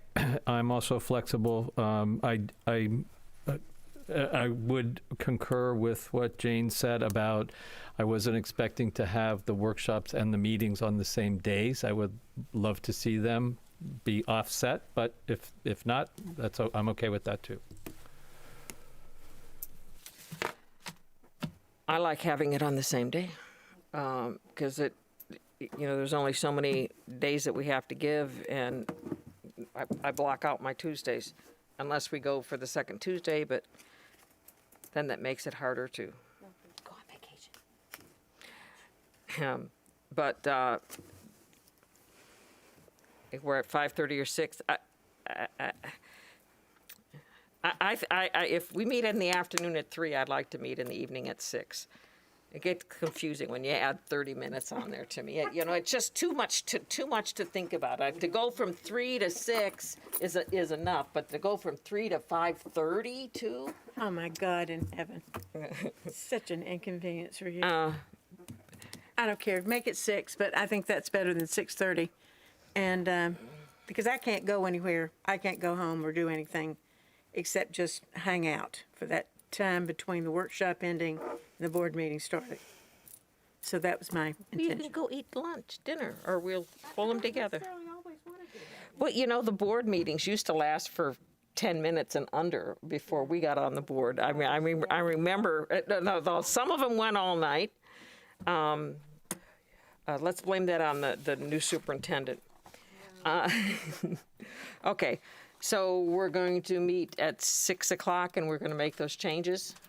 What you need to do is have an agenda item. It can be the consent agenda, the next board meeting, just to make us change to all your 6:30 meetings. Because you've already approved them as 6:30 meetings, just approve them as 6. I would like to put that under new business so that people see that and they're made aware of it. That's fine. You just need to vote on it. Yeah, so we'll vote on it at the next board meeting. Anything else for member comments, board procedures? Anybody want to talk about anything? Oh, I got a winner. Bridget. Of course, I want to say something. Are we talking about board procedures or no? Is it a different time? We can go beyond meeting and go to member comments unless you still want to talk about meetings or member. No, I don't. I'm good on the meetings. I know that board procedures has been brought up a couple times. I know that, and I'm not sure if that was something we were all. We're still on that. If you want to talk about it, if there's something you want to talk about. No, I just wanted to make sure, especially with the newer school board members, and if this, this could even be something we bring up at our retreat. I think the procedures in general are important. We have a new board, and to go through it and make sure we all like what's in there, working together. I think having it outlined in a fresh pair of eyes. So I don't know if we want to go through it now. I mean, some of it we've done it in the previous years. I know we've kind of hashed out some things just through the superintendent. So thank you, Dr. Asplin, about items being on the agenda and not being on the workshop, not being voted on for the next day. I'm not the same day, excuse me. But I just want to make sure, particularly for the new school board members, that you feel as though if you've reviewed this, are you good with it? Are there any changes? Because I think that's, and then ultimately we can vote on it just so it's something that we hold us accountable and that we stick to it. So that was the purpose of, I think there's value there. So you were looking at board procedures, but you weren't looking at these written board procedures. You were just talking about procedures and. I'm talking about these ones right here. Okay. And I'm raising it to our new school board members to see, and as a conversation, making sure that everything in here is acceptable. They like, is there any addition, any questions? And then it said that if that's something we want to talk more about at the retreat. And do you want me to stop talking now? No, I just think that it's a good opportunity. And then one thing that I really think is important is that after we discuss it, that it be brought forward we vote on it so that because we all agreed on it, and then it's something that we follow equally. We've changed it so that we have a workshop and we discuss the items, and they aren't voted on the same day, and that they come up on the next time. And if there's something else you want to change about the procedures, let us know. We'll put it on a workshop agenda. I don't know that we need to do our. No, that sounds good to me. The one thing that has come up to me, a question, maybe it's just more of a question, is when someone from the community emails all of the board members, is it the chair who responds, or is everybody going to respond to that person? Or, and if the superintendent is on there and is addressed to me, sometimes I'll address, and then there'll be two other people address, and next thing you know, that parent's getting 3 different emails. And I just want to make sure that we are all on the same page there. Okay, and well, I know that what was happening is that the members were getting different answers, and I think at the one time there were members saying they should be allowed to answer. I don't know if other members would expect me to answer for them. I just know that I try to answer my emails, and sometimes I will refer it to someone, and oftentimes will CC you, but not always. So I think it was a board member, I can't remember who brought that up, just to make sure. Tom, that was you. So what were your thoughts on that, Tom, just to make sure that we're all on the same page? I guess if 5 people or 6 people are answering, I think it overloads and creates potentially a conflict. So I think that we should have some agreement as to what that procedure is. I'm okay if it's the chair, but maybe the chair copies everybody so that we see the response, just so that we know it was answered and we know what the response was.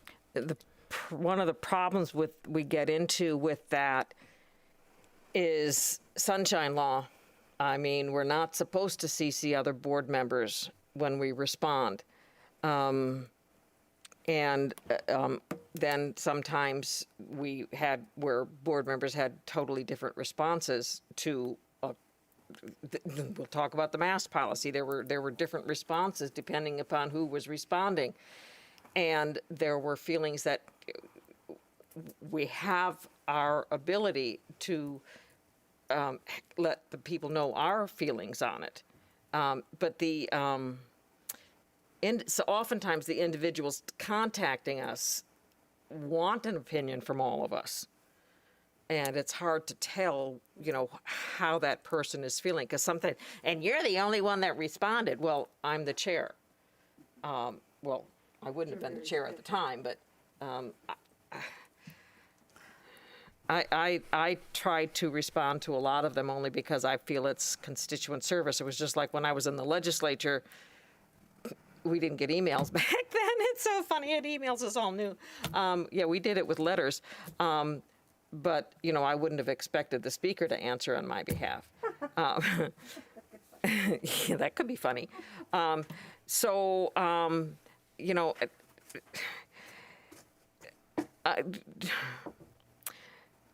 maybe it's those things that are coming up for a vote.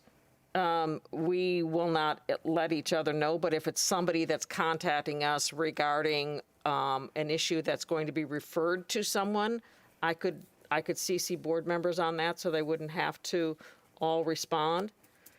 I'm asking the attorney that question. And Well, first, board members can do what they want to do as far as responding or not, unless you all come to an agreement. But I would think that some of the time you're being asked for your opinions, and there could be 5 separate opinions about that. I would say the first person can copy other board members, but another board member can then not respond to that, which is why I have always, and that's hard, and people just mess up, even unintentionally, by hitting reply all sometimes. I know I've done that. So my suggestion is you do not CC fellow board members, because that can inadvertently lead to a conversation, which would be a sunshine violation. But I can see what, Tom is talking about is when somebody asks us, they're talking about an incident that happened at a school, or they want someone to intervene. And sometimes they just send it to board members and not to the superintendent. Mm-hmm. So, maybe we'll talk more about this at the retreat also, because the one time I don't know that I want to make the superintendent handle all of these, because I know that Steve Canties can take care of that. Mm-hmm. Or that, it's an easy answer. Why are you starting on the 10th and not the 9th? The law says we must start on the 10th. An answer like that I can do for us. And if it's something although the calendar we're going to be voting on, it's responding back to each other is where we run into problems with the sunshine law. But I know how some people would get upset if they get 4 emails, and then there's others who get upset if they only got 1. Bridget. I mean, I think it's kind of personal preference, and I think that Shirley did a good job of saying there's going to be a time when it's not up for discussion. It's something, whether the board's already made a decision on it, and then someone asks for clarification, and the chair can certainly respond, but I don't think there's any reason you can't, because it's an opportunity to connect with constituents. But and I think it's sometimes hard to decipher. I know we've had this conversation before, that the chair were to answer, and I think it was well intended of saying, so you didn't have misinformation going out there. But in time, you did find that, ultimately whoever's in the chair's position is only answering things that they can, in fact, answer that are a fact that the board either has determined, or if it's, like she said, a calendar or something like that. So I wouldn't recommend us doing reply all, because I don't want to see us and it's inadvertently, but it's just a risk factor we don't necessarily need to go into. But, I don't know that we need to make it such that the chair only responds. I think you just have to use your discretion. That's my opinion. Karen?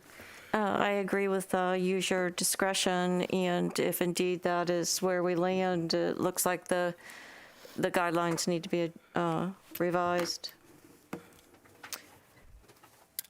Brennan? I agree, and I think if we talk about it at the retreat, that would be good.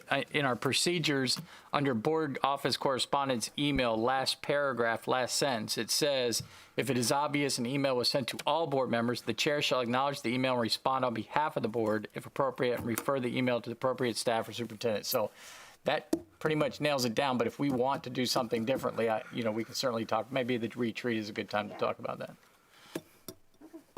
Okay. I have a question. Moving right along. No questions, just comments. Well, I got a letter from a parent in Volusia County yesterday, because it was somebody that looked at the FSBA website and thought that I could, help him with his child's problem in a school. And so you get some. Nobody else got that email, obviously, but if I know somebody, if somebody sends it to all 5 of us, but I happen to personally have a relationship with that parent or that individual, I'll answer. I'll pick up the phone and call more times than not, because why? Because there is no sunshine law in phone calls. And case in point, I think that's always smart to, when in doubt, make a phone call. But I'm really happy with Shirley's verbose and wonderful long emails that she does. I know she works really hard on that. And when I was chair, I said to her, just keep doing it for me. And she did a lot of that year, because I was really busy with other things. And we had a lot of things going on, a lot of moving parts that year. But if I know someone, if I have a relationship with somebody, or if I know where somebody can get help, I will, maybe send it off. Yesterday, I sent something off to James Slayton, because it was an athletic question. So how many of us sent that? Well, that's not my job to, and that's a little different twist about when we have spring athletics. And with these COVID numbers, I don't know that we should be even looking at. I'm really very concerned with our numbers right now. But I did get the vaccine. I got a jab last week, so thank you. That's one good thing. But I'm really happy with the way that's going. And if it was certainly something that was addressed to the superintendent, I think, yes, he would be the person that would answer.